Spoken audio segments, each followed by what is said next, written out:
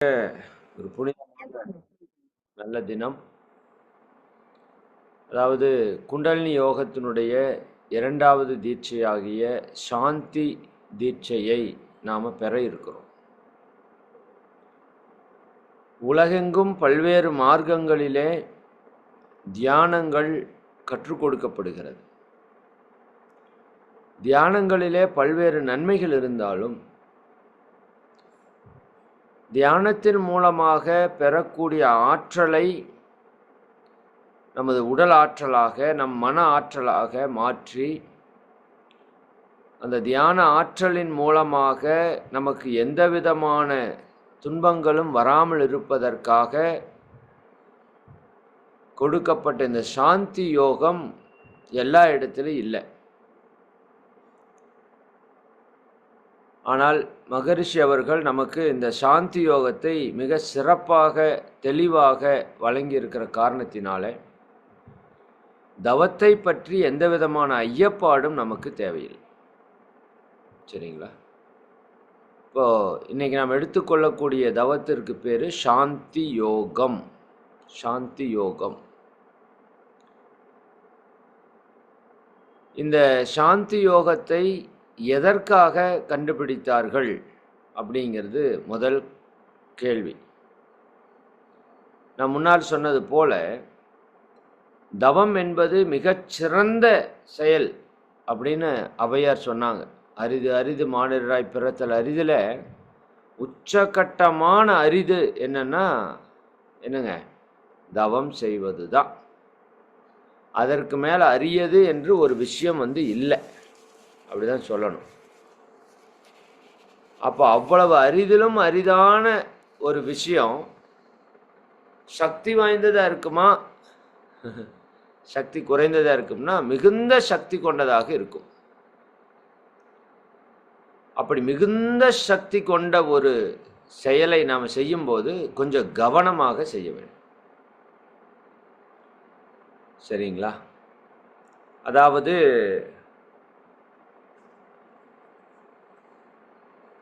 நாம் சொல்லுவாங்கள்ல, தரையில் நின்றுட்டு இருந்து கீழே விழுந்தோம்னா அடி கம்மியாக தான் படும். நீங்கள் எந்த அளவுக்கு மேலே போகிறீங்களோ அந்த அளவுக்கு கீழே விழுகிறப்போ அடி பலமாக இருக்கும்னு சொல்லுவாங்க. அந்த மாதிரி ரொம்ப சக்தி வாய்ந்த ஒன்று நீங்கள் பயன்படுத்தும் போது அது கரெக்டாக பயன்படுத்தினீங்கன்னா உங்களுக்கே அது பிரச்சனையாகவும் மாறும். ஆமாம், அப்படி தான். எல்லாமே அப்படி தான். அது பணம், பொருள், புகழ் எதுவாக இருந்தாலும் அதை சரியாக பயன்படுத்தணும். அப்போ தவம் என்பது நம்முடைய ஆற்றலை பல மடங்கு பெருக்கக்கூடிய ஒரு ப்ராசஸ்.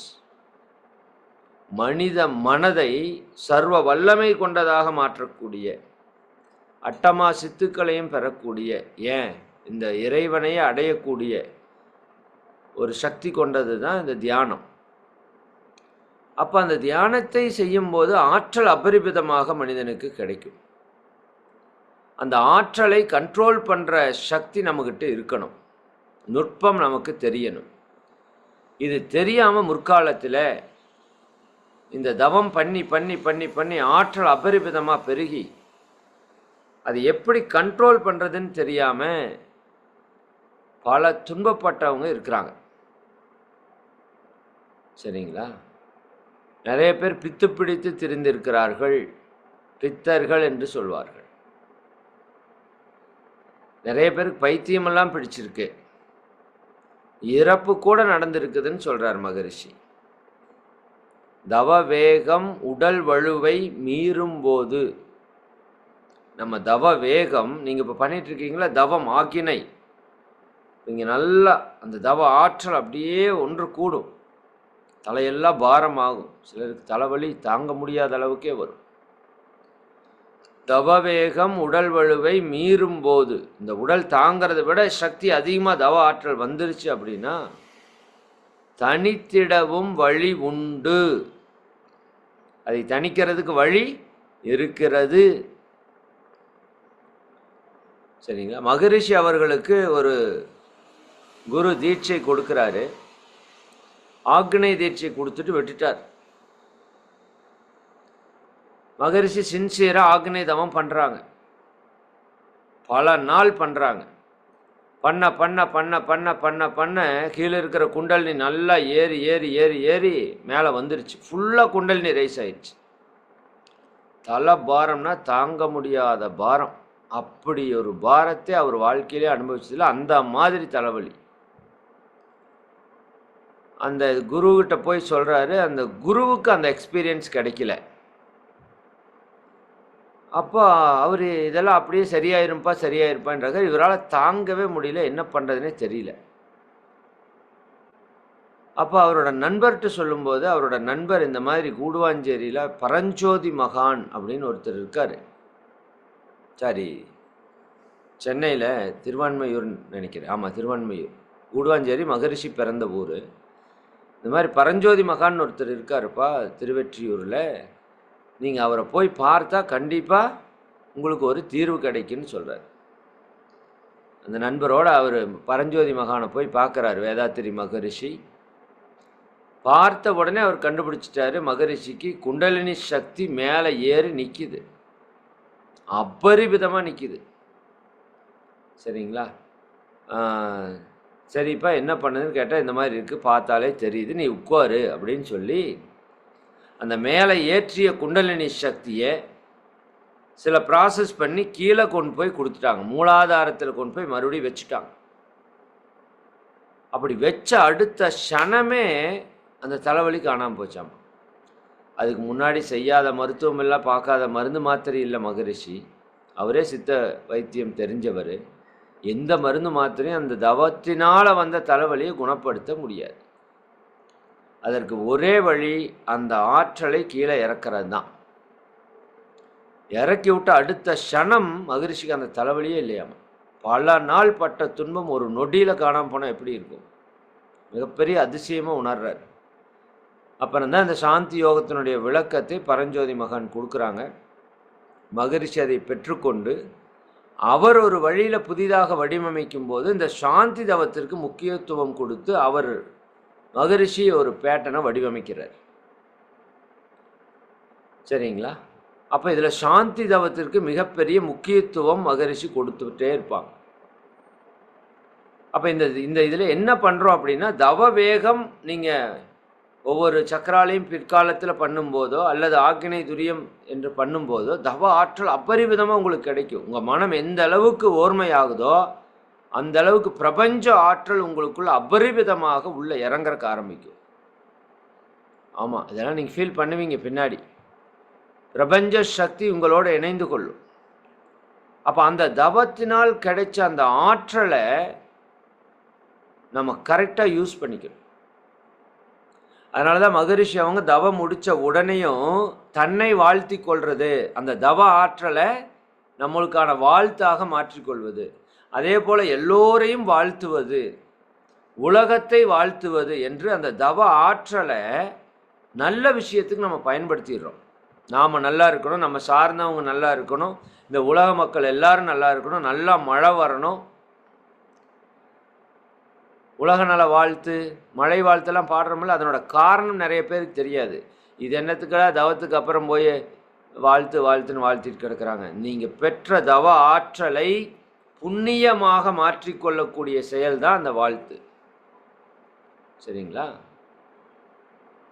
அப்போ அந்த வாழ்த்து சொல்கிறது அப்படிங்கிறது தவ ஆற்றலை பயன்படுத்திக்கிற நுட்பம். இன்னொன்று, அந்த அதிகப்படியான தவ ஆற்றலை நம்ம உடல் ஆற்றலாக மன ஆற்றலாக மாற்றுவதற்காக கண்டுபிடிக்கப்பட்ட பயிற்சி தான் சாந்தி யோகம். தவவேகம் உடல் வலுவை மீறும்போது தனித்திடமும் வழி உண்டு, அதை காணாமல், அது தெரியாமல், அதை பார்க்க தெரியாமல், அதை காணாமல் சிவநிலையை அடைவதற்கு தவம் இருந்து. எதற்குங்க? சிவநிலையை அடைவதற்கு தவம் இருந்து சித்தி அடையா முன்னம் கனல் மிகுந்து. சிவநிலையை அடைவதற்கு தவம் இருந்து அது சித்தி அடையாததற்கு முன்னாடி கனல் மிகுந்து, அந்த நிலை அடையிறதுக்கு முன்னாடி தவ கனல் மிகுந்து சவநிலையை அடைந்தார் முன்னாளில் பல்லோர். சவநிலைனா இறந்துருக்கிறாங்க முன்னாடி பல பேர். இன்றைக்கி நாம் பெற்றுக்கொண்டு இருக்கிற இந்த தவத்திற்கு எத்தனையோ பேர் உயிர் தியாகம் பண்ணியிருக்கிறாங்க. சாதாரணம் அல்ல இந்த ஆன்மீகம். புரியுதா இல்லைங்களா? நாம் சுதந்திரம் பெறுவதற்கு நிறைய பேர் உயிர் தியாகம் பண்ணது மட்டும் இல்லை, நீங்கள் ஆன்மீகத்தை கற்பதற்கு கூட நிறைய பேர் உயிர் தியாகம் பண்ணியிருக்காங்க. இந்த ஆன்மீகத்தை பிறருக்கு போதிக்கக்கூடாது என்றெல்லாம் தடுத்திருக்கிறார்கள். ஏன் மகரிஷியே பிரம்மஞானம் கொடுத்தப்ப நீ யாரை கேட்டு பிரம்மஞானம் கொடுக்குற? பிரம்மஞானம்னா நீ என்ன அவ்வளோ சாதாரண நினச்சிட்டியா? எல்லாரும் கொடுத்துருவியா? அப்படி என்று மகரிஷியை திட்டி எதிர்த்து போராடியவர்களெல்லாம் உண்டு. அது எல்லாம் கடந்து தான் மகான்கள் நமக்கு கொடுக்குறாங்க. ஜீசஸ் சொன்ன நல்லதாக கேட்டு அவரை கொன்னே போட்டோமே, சரிதானுங்களா? சாக்ரட்டிஸுக்கு விஷம் கொடுத்து கொன்னமே. அப்போ எத்தனையோ ஞானிகள் நமக்காக உயிரை கொடுத்துருக்குறாங்க. அதில் இந்த தவத்தை கண்டுபிடிக்கிறதுக்கு பல பேர் உயிர் போனதுக்கப்புறம் தான் தெரிஞ்சிருக்கோ, இதனால தானே போயிருக்கு, இதுக்கு என்னடா மாற்று வழி அப்படின்னு பார்த்தப்ப தான் இந்த சாந்தி யோகத்தை கண்டுபிடிச்சி அதுக்கப்புறம் பயம் இல்லாமல் இப்போ நம்ம தவம் பண்ணுறோம். இத்தனை லட்சம் பேர் இத்தனை கோடி பேர் தவம் பண்ணுறேன்னா சும்மாவா? கிடையாது. அப்போ இதில் பல்வேறு மார்க்கங்கள் இருக்கிறவங்க எங்களுக்கு தவ ஆற்றல், உடல் ஒரு மாதிரி இருக்குது, தவம் பண்ணி பண்ணி உடம்பு மனசெல்லாம் ஒரு மாதிரி இருக்குது, உடம்பு சூடாயிடுச்சுன்ட்டெல்லாம் வருவாங்க மன்றங்களுக்கு. நிறையா மார்க்கங்கள் இருக்கிறவங்க. அதனால் உங்களுக்கு தெரிஞ்ச யாராவது ஏதாவது மார்க்கத்தில் போய் தியானம் பண்ணி ஏதாவது தொந்தரவு வந்துருச்சுன்னா சாந்தி தவத்தை உடனே பண்ண சொல்லுங்கள். எல்லா அமைப்புகளுக்கும், தவம் பண்ணுற அமைப்புகளுக்கு இந்த சாந்தி யோகத்தை பற்றி சொல்லிக் கொடுக்கணும். ஏன்னா நீங்கள் எப்படி தவம் பண்ணாலும் ஆற்றல் வரும். ஆனால் அந்த ஆற்றலை சமநிலைப்படுத்துகிற அளவுக்கு அந்த சக்தி சாந்தி யோகத்தில் தான் இருக்குது. சரி, அப்போ இந்த சாந்தி யோகத்தை கண்டுபிடித்த நோக்கம் என்னென்னா, எதற்காக இதை கண்டுபிடித்தார்கள்னா, நாம் தியானம் செய்யும்போது தவ ஆற்றல் அதிகமாகி இந்த உடல் தாங்குற அளவுக்கு மேலே போகுது. அப்படிங்கிறப்ப நீங்கள் சாந்தி பண்ணிட்டா அந்த தவ ஆற்றல் உங்களுக்கு எந்த தொந்தரவும் செய்யாமல் உங்கள் உடல் ஆற்றலாக, உடலுக்கு பலமாக மாறிவிடும், மனதினுடைய ஆற்றலாக மாறிவிடும். இதுக்காகத்தான் இதை கண்டுபிடிச்சாங்க. புரியுதுங்களா? இப்போ நீங்கள் நல்லா ஆக்னி பண்ணுறீங்க, பண்ண பண்ண பண்ண பண்ண என்ன ஆகும்? ஆற்றல் அதிகரித்து அதிகரித்து அதிகரித்து அதிகரித்து அபரிமிதமாக உருவாகும்.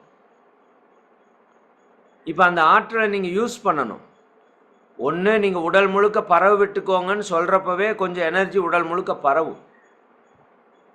அதே போல் எல்லாரையும் வாழ்த்துறப்பவும் பரவும். இன்னும் அதிகமாக இருக்கும்போது நீங்கள் வாரத்தில் ஒரு நாள் கம்பல்சரி சாந்தி யோகம் பண்ணணும். வெள்ளிக்கிழமை இந்த சாந்தி யோகம் இனிமேல் இன்னைக்கு தொடங்கி உங்கள் வாழ்நாள் முழுக்க நீங்கள் எத்தனை தவத்தை வேணால் கற்றுக்கொள்ளுங்க. ஆனால் வெள்ளிக்கிழமை ஆனால் சாந்தி யோகம் பண்ணணும்னு உங்கள் மனதில் பதிய வைத்து கொள்ளுங்க. ஏன்னா பல்வேறு காரணங்களால் இந்த சக்தி அதிகரிக்கும். நமக்கு நிறைய பேர் இந்த சாமி ஆடுற மாதிரியெல்லாம் வருவாங்க, சரிங்களா? உடல் மனம் பாதிச்செல்லாம் வருவாங்க. அவங்களுக்கெல்லாம் கூப்பிட்டு இந்த சாந்தி யோகத்தை கொடுத்தா உடனே ரெக்கவர் ஆவாங்க. நான் மன்றங்களை நிறைய பேரை பார்த்துருக்குறேன். உடல்நிலை மனநிலை பாதிக்கப்பட்டு வர்றவங்களுக்கு இந்த சாந்தி யோகம், தண்டுவட சுத்தின்னு சொல்லுவோம், அதை பற்றி பின்னாடி நான் சொல்கிறேன். அந்த தண்டுவட சுத்தி கொடுத்து சாந்தி யோகத்தை கொடுத்துட்டா போதும், அப்படி இருக்கும் அவங்களுக்கு உடம்பு மனசெல்லாம். அப்போ இந்த சாந்தி யோகம் நாம் ஒவ்வொருவரும் கட்டாயம் செய்ய வேண்டிய ஒரு தவம். சரி, இப்போ என்ன பர்பஸ்ன்னு புரிஞ்சிருச்சுங்களா? ஒரு சிலருக்கு தலைவலி இருக்குல்ல, இப்போ இன்றைக்கி நம்ம அந்த தியானத்தை கொடுத்ததுக்கு அப்புறம் உங்களுக்கு தலைவலி சுத்தமாக இருக்காது, சுத்தமாக இருக்காது, சரிங்களா? கண்டிப்பாக முழுசாக க்யூர் ஆகும். இதை சார்ந்த தலைவலி மட்டுமல்ல, இன்னும் உடலில் வேறு ஏதாவது தொந்தரவுகள் இருந்தாலும் குணமாகும். என்ன காரணம்னா, இப்போ சாந்தி யோகத்தை கண்டுபிடிச்ச பர்பஸ் தவ ஆற்றல் மிகுதியாகும் போது துன்பம் வராமல் இருக்கிறதுக்கு, அதை உடல் ஆற்றலாக மன ஆற்றலாக மாற்றிக்கொள்வதற்கு சாந்தி யோகம் ஃபஸ்ட்டு பர்பஸ். இப்போ செல்ஃபோனை கண்டுபிடிச்சது இங்கேருந்து அங்கே பேசுறதுக்கு, அங்கேருந்து தகவலை இங்கே தெரிஞ்சுக்கிறதுக்கு. அதுக்காகத்தானே கிரகாம்பல் கண்டுபிடிச்சார், சரிதானுங்களா? ஆனால் இன்றைக்கி அதுக்கு மட்டுமா நீங்கள் யூஸ் பண்ணுறீங்க? சரிங்களா? இன்றைக்கி ஜூம் கம்யூனிகேஷன் வந்துருச்சு, வாட்ஸ்அப் வந்துருச்சு, செல்ஃபோன்லேயே டிவி பார்த்துக்கிறோம், செல்ஃபோனில் யூடியூப் பார்த்துக்கிறோம், சரிங்களா? செல்ஃபோன் கால்குலேட்டராக யூஸ் பண்ணிக்கிறோம், செல்ஃபோனில் அக்கௌண்ட்ஸ் எல்லாம் பார்த்துக்கிறோம், செல்ஃபோன்லேயே பிஸ்னஸே பண்ணுறோம். சரிங்களா? இன்னும் செல்ஃபோனில் பேக் லைட் இருக்குது, டார்ச் லைட் இப்போ தேவையில்லை, வாட்சினோட அவசியம் இல்லை. செல்ஃபோன்லேயே இப்போ வீடியோ எடுத்துக்கிறோம், ஃபோட்டோ எடுத்துக்கிறோம், கேமரா இப்போ தேவையில்லை. அதுலேயே வாய்ஸ் ரெக்கார்டர் பண்ணிக்கிறோம், வாய்ஸ் ரெக்கார்டரும் இப்போ தேவையில்லை. யோசித்து பாருங்கள். அப்போ ஒரு செல்ஃபோன் கண்டுபிடிச்ச நோக்கம் ஒன்று, ஆனால் அதை பயன்படுத்துறது பலதுக்கு. அதுபோல் இந்த சாந்தி தவம் கண்டுபிடிச்ச நோக்கம் ஒன்று, தவ ஆற்றலை சமன்படுத்தணும்னு. ஆனால் அதனோட அடிஷ்னல் பெனிஃபிட்ஸ் நிறைய வந்துருச்சு. சரிங்களா? இப்போ இது எந்த இடத்துல மனம் வைத்து தவம் பண்ணுறோம்னா, நம்முடைய மூலாதாரம் என்று சொன்னோம் இல்லையா? நம்மளோட பாலுணர்வு சுரப்பி, செக்ஸுவல் வைட்டல் ஃப்ளூயிட் இருக்கிற இடம் மூலாதாரம். குண்டலினி காயகல்ப பயிற்சியில் மூலாதாரத்திலிருந்து தான் வித்து சக்தியை மேலே கொண்டு போகிறோம். அஸ்வினி முத்திரை போடுறீங்கல்ல, சரிங்களா? அந்த ஆனஸ் மசில்ஸுக்கு உள்பகுதியில் இருக்கிற ஒரு மையம் மூலாதார மையம். நீங்கள் உங்கள் முதுகுத்தண்டு அப்படியே தொட்டுட்டு வந்தீங்கன்னா கடைசி எலும்பு முடியும், முதுகெலும்பு முள்ளெலும்பு கடைசியாக முடியும். அதுக்கு உள்ள 1 இன்ச் இருக்குது இந்த மூலாதார மையம். உங்கள் உடலை குறுக்காலை நெடுக்காலையும் கட் பண்ணால் சென்டர் ஆஃப் த பாயிண்ட்னு ஒன்று வருமில்ல, சரிங்களா? மையப்புள்ளி. ஒரு பால் இருக்குது, இந்த பாலோட மையப்புள்ளின்னு சொல்கிறோமில்ல உள்ள, அந்த மாதிரி நம்ம உடலுக்குள்ளே இருக்கிற மையப்புள்ளி நம்மளோட மூலாதாரம். இந்த மூலாதாரத்திலே தான் நாம் மனம் வைத்து தியானிக்கிற தியானத்திற்கு பேர் சாந்தி யோகம் அல்லது மூலாதார தியானம் என்று பெயர். சரிங்களா? சரி, இங்கே மேலே பிட்யூட்டரி சுரப்பி இருப்பது போல் அங்கே ஒரு சுரப்பி இருக்கிறது. எல்லா தியானம் செய்கிற இடத்துலையும் ஒவ்வொரு சுரப்பி இருக்கிறது, நாளமில்லா சுரப்பிகள். இங்கே பிட்யூட்டரி சுரப்பி சொன்னல, அந்த மாதிரி கீழே செக்ஸுவல் கிளாண்ட் பாலுணர்வு சுரப்பி இருக்கிறது. இந்த பாலுணர்வு சுரப்பியை நிறைய பேர் கேவலமாக நினைக்கிறாங்க. நல்லா புரிஞ்சுக்கோங்க, இந்த பாலுணர்வு சுரப்பியிலிருந்து வரக்கூடிய சக்தி தான் நம்ம உடல் மொத்தத்துக்கும் ஆற்றலை கொடுக்குது. தெரியுமா உங்களுக்கு? காயகல்பத்தில் நம்ம என்ன படித்தோம்? மூலாதாரத்தில் இருக்கிற வித்து சக்தி உடல் முழுக்க உயிராற்றலை கொடுக்கிறது. இது மூலத்திற்கே ஆதாரமான மையம். பாலுணர்விலிருந்து தான் நம்ம பிறப்பு நடந்தது. காயகல்பத்தில் பார்த்தோம்ல, பாலுணர்விலிருந்து தான் நமக்கு பிறப்பு வந்தது. அதே பாலுணர்வு திரவமான வித்து சக்தி உடம்பை விட்டு வெளியே போனால் நமக்கு இறப்பு வருகிறது. அப்போ பிறப்புக்கும் இறப்புக்கும் காரணமான வித்து சக்தி இருக்கிற மையம் மூலாதாரம். அதற்கு பேர் கருமையம் என்று பெயர், ஜெனட்டிக் சென்டர். சரிங்களா? அப்போ அந்த இடம் உடலினுடைய மையமாக இருக்கிறது, உயிரினுடைய மையமாக இருக்கிறது, காந்தத்தினுடைய மையமாகவும் இருக்கிறது. உடலுக்கு மையம் மூலாதாரம், உடலுக்குள்ள ஓடிக்கொண்டிருக்கிற உயிருக்கு மையமும் மூலாதாரம் தான். இந்த உயிரிலிருந்து வரக்கூடிய காந்தத்தினுடைய திணிவு பெற்ற மையமும் மூலாதாரம் தான். அதனால் 3 மையங்கள் சேர்ந்த மிகப்பெரிய மையம் மூலாதாரம், கருமையம் என்று சொல்லுவோம். அப்போ அந்த இடத்துல மனசை வச்சு நம்ம தியானம் செய்ய போகிறோம். மற்ற இடங்களெல்லாம் உயிர் கொஞ்சம் கொஞ்சம் குவிஞ்சு அங்கங்கே இயங்கக்கூடிய டிரான்ஸ்ஃபார்ம்ஸ்.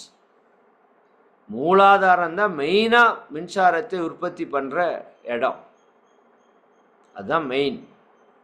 அப்போ அந்த இடத்திலே உயிரினுடைய மையத்திலேயே மனம் வைத்து தவம் பண்ணுறோம். அப்படி உயிரின் மையத்தில் நீங்கள் மனம் வைத்து தவம் பண்ணும்போது உங்கள் உடலிலிருந்து உயிராற்றல் வெளியே போகாமல் இந்த தவம் பார்த்து கொள்கிறது. அது என்ன சார், உயிராற்றல் உடம்புலேருந்து வெளியே போகுமா? ஆமாம், போகும். எப்போ போகும்? ஒரு 5 நேரத்தில் உங்கள் உடம்புலேருந்து தானாகவே உயிராற்றல் வெளியே போகும். உங்களுக்கு உடம்புல நோய் வந்தால் உயிராற்றல் வெளியே போகும், அது ஒன்று இயற்கையாக போகிறது. உங்களுக்கு கோபம், பொறாமை, கவலை, டென்ஷன், சண்டை, கெட்ட எண்ணம், வெறுப்பு இதெல்லாம் வந்துச்சுன்னா உயிராற்றல் அபரிமிதமாக வெளியே போகும். இதெல்லாம் நம்மளாக பண்ணிக்கிறது. பட் தானாக போகிறக்கு ஒன்று இருக்குது, சில விஷயங்கள். இப்போ ஒரு நாய்கிட்டையோ பன்னிக்கிட்டையோ போனீங்க அப்படின்னா, நாயும் பன்னியும் என்ன பண்ணோம் அப்படின்னா, மோப்ப சக்தி அதுக்கு அதிகம், சரிங்களா? மனிதன் பக்கத்தால் போனான்னா மனித உடல்ல இருந்து காந்தத்தை அது உறிஞ்சிக்கும்.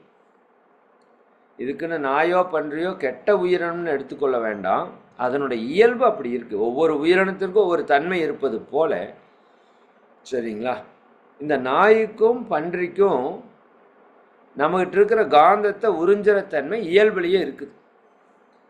அதனால் இஸ்லாமிய சகோதரர்கள் அந்த மார்க்கத்திலே நாய்கிட்ட பன்னிக்கிட்ட போக மாட்டாங்க. கவனிச்சிருக்கீங்களா?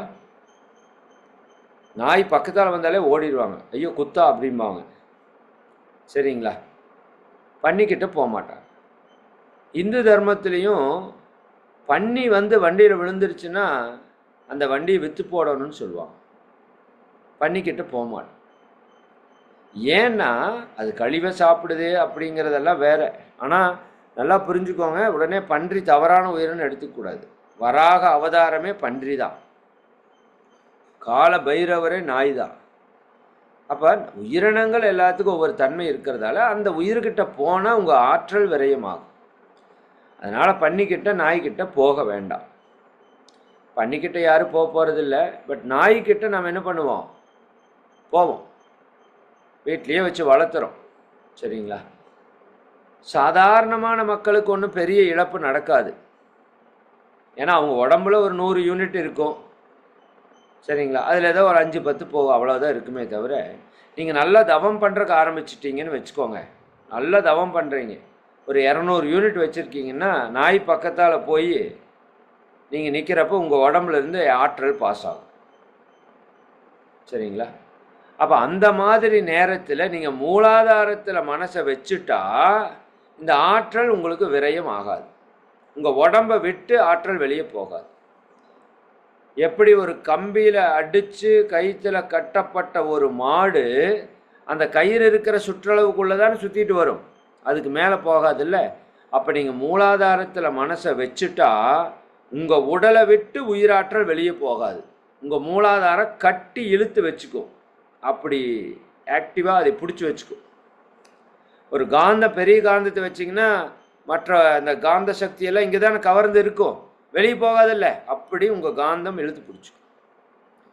அப்போ உயிராற்றல் விரயத்தை தவிர்க்க முடியும். இனிமேல் நாய்கிட்ட சும்மா வளர்த்துங்க, அதை பற்றி கூட இல்லை, ரொம்ப கொஞ்சி கொலாவி அது போய் கட்டி பிடிச்சி அது கூட படுத்து உருண்டு கூட வந்து கம்பெனி வீட்டுக்காரெல்லாம் கீழே படுத்து கிடப்பார், நாய் மேலே படுத்துருக்காரு, அப்படியெல்லாம் இருக்கிறாங்க. அந்த அளவுக்கு நாய்கிட்ட போக வேண்டாம். தவம் பண்ணுறவங்க, சாதாரண மக்களை விட்டுருங்க, உடனே நீங்கள் உங்கள் வீட்டில் இருக்கிறவங்களுக்கு போய் நாய்கிட்ட போகாதனால சொல்ல வேண்டாம்.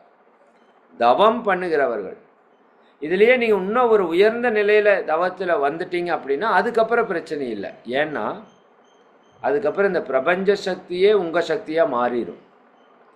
அப்புறம் நாய் வந்தால் என்ன, பண்ணி வந்தால் என்ன, உங்கள்கிட்ட ஊறுப்பட்ட ஆற்றல் இருக்குது, நீங்கள் எவ்வளோ கொடுத்தாலும் குறையாது. அதெல்லாம் ஞானிகளுக்கு, ஞானத்தில் உயர்ந்து இருக்கிறவங்களுக்கு எந்த நோயும் எந்த உயிரினமும் எந்த தொந்தரவும் பண்ணாது.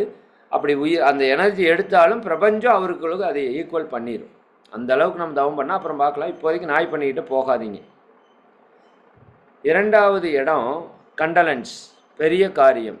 இறப்பு வீட்டுக்கு போகும்போது நீங்கள் கவனித்து பாருங்கள், போகிறப்ப நல்லா பிரிஸ்காக தான் போவோம், கொஞ்சம் கவலையோடு போவோம், பட் எனர்ஜியாக தான் போவோம்.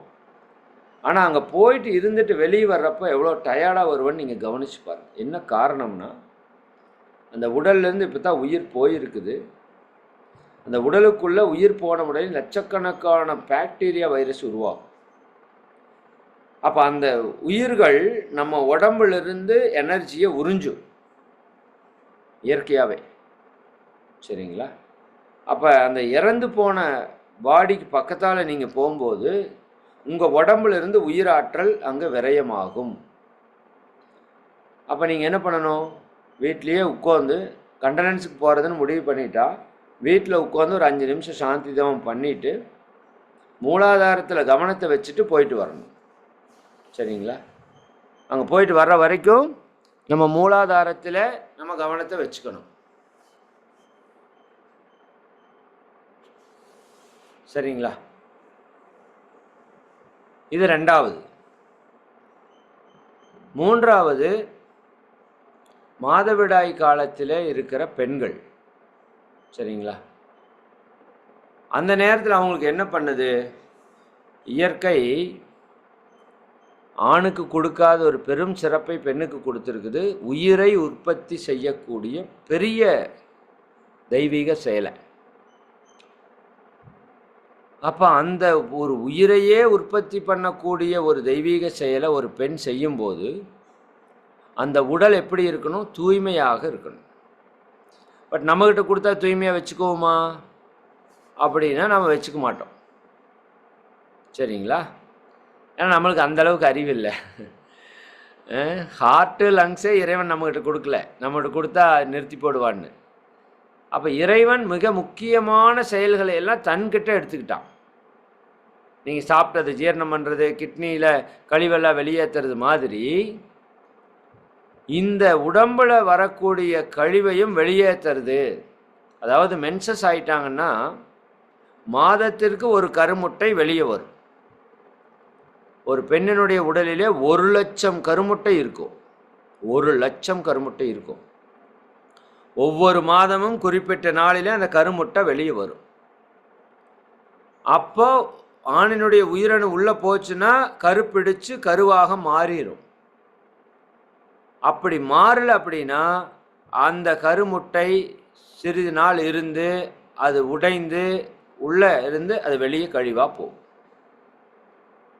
இது ஒவ்வொரு மாதமும் நடக்கும். ஏன்னா உயிரை உற்பத்தி பண்ணுறதுக்கு இறைவன் அப்படி ஒரு விஷயத்தை வச்சிருக்கிறான். அப்படி இல்லாட்டி உயிர்கள் உற்பத்தி பண்ண முடியாது.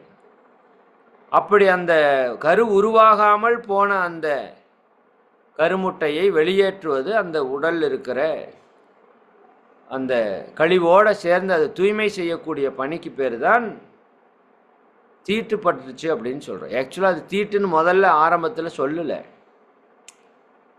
பெண்கள்கிட்ட சொன்னாங்க, இந்த 3 நாட்கள் உங்கள் உடம்புல எனர்ஜி கம்மியாக இருக்கும், அப்போ நீங்கள் ஓய்வெடுங்கன்னு சொன்னாங்க. பெண்கள் ஓய்வெடுப்பாங்களா? அவங்க உடம்பு சரியில்லாமல் இருந்தாலே வீட்டுக்காரருக்கு, பையனுக்கு, பிள்ளைக்குன்னு வேலை செய்கிற ஆளுங்க. சொன்னால் கேட்கல. அப்புறம் யாரோ யோசிச்சு இவங்க சொன்னால் கேட்க மாட்டாங்கப்பா, இவங்களை தீட்டுன்னு சொல்லி ஒதுக்கி வச்சுருங்கன்னு ஒரு திட்டமிட்டிருக்கலாம். அப்படி தான் வந்திருக்குன்னு நான் நினைக்கிறேன். சரிங்களா? அவள் அப்படி சொன்னா தான் இவங்க கம்முன்னு இருப்பாங்க, அமைதியாக இருப்பாங்க. சரிங்களா? இவங்களை என்ன பண்ணுவாங்க? அந்த 3 நாளைக்கு எந்த வேலையும் செய்யக்கூடாதுன்றுவாங்க. ஏன்னா எனர்ஜி கம்மியாக இருக்குது அவங்களுக்கு. இந்த 3 நாள் அவங்களுக்கு ஓய்வு கொடுக்கணும். சரிங்களா? அப்போ எந்த வேலையும் செய்ய வேண்டாம், அமைதியாக இருங்க அப்படின்னு சொல்லிடுவாங்க. ஆனால் இந்த காலத்தில் அப்படி சாத்தியம் இல்லை. இன்னுமே ஐயர் வீடுகள்லாம் சில இடங்கள்ல அந்த 3 நாள் ஆண்கள் தான் சமைச்சு எல்லாமே பண்ணிக்குவாங்க, பெண்கள் ஓய்வில் தான் இருப்பாங்க. அப்போ இப்போ அதுக்கு சாத்தியம் இல்லை. அப்போ என்ன பண்ணலாம்? அந்த பெண்ணினுடைய உடலிலே ஆற்றல் குறைவாக இருக்கும். அப்போ யார் எது பேசினாலும் கோபம் வரும், டென்ஷன் ஆகும். நீங்கள் பீரியட்ஸ் டைம் இருக்கிற 3 நாள் மௌனம், கம்முன்னு அமைதியாக இருந்து பழகுங்க, பேசாதீங்க. பேசுனா உங்களுக்கு டென்ஷன் ஆயிடும். ஆண்கள் அப்படி யாராவது வீட்டில் இருந்தால் நீங்களும் அமைதியை கடைபிடிங்க, விட்டு கொடுத்து போயிருங்க. அவங்க தொட்டதுக்கெல்லாம் டென்ஷன் ஆவாங்க. அப்போ அந்த நேரத்தில் அந்த மென்சஸ் இருக்கிற பெண்ணுக்கு பக்கத்தால் ஒரு ஆண் போனாலோ அல்லது மென்சஸ் இருக்கிற பெண்ணுக்கு பக்கத்தால் இன்னொரு பெண் போனாலோ அந்த உடல் தானாக எனர்ஜியை இழுத்துக்கும். இயற்கையாகவே நடக்கும். இது அவங்க வேணும்னு உரியறதில்லை. இயற்கையாகவே எனர்ஜி கம்மியாக இருக்கிற இடத்துலேருந்து எச்சா இருக்கிற இடத்துலேருந்து கம்மியாக இருக்கிறதுக்கு எனர்ஜி போகும். இது இயற்கை. அப்போ அந்த நேரத்தில் அவங்க பக்கத்தால் போனால் இந்த சாந்தியில் மனசை வச்சுக்கிட்டிங்கன்னா உங்கள் உயிராற்றல் செலவாகும்.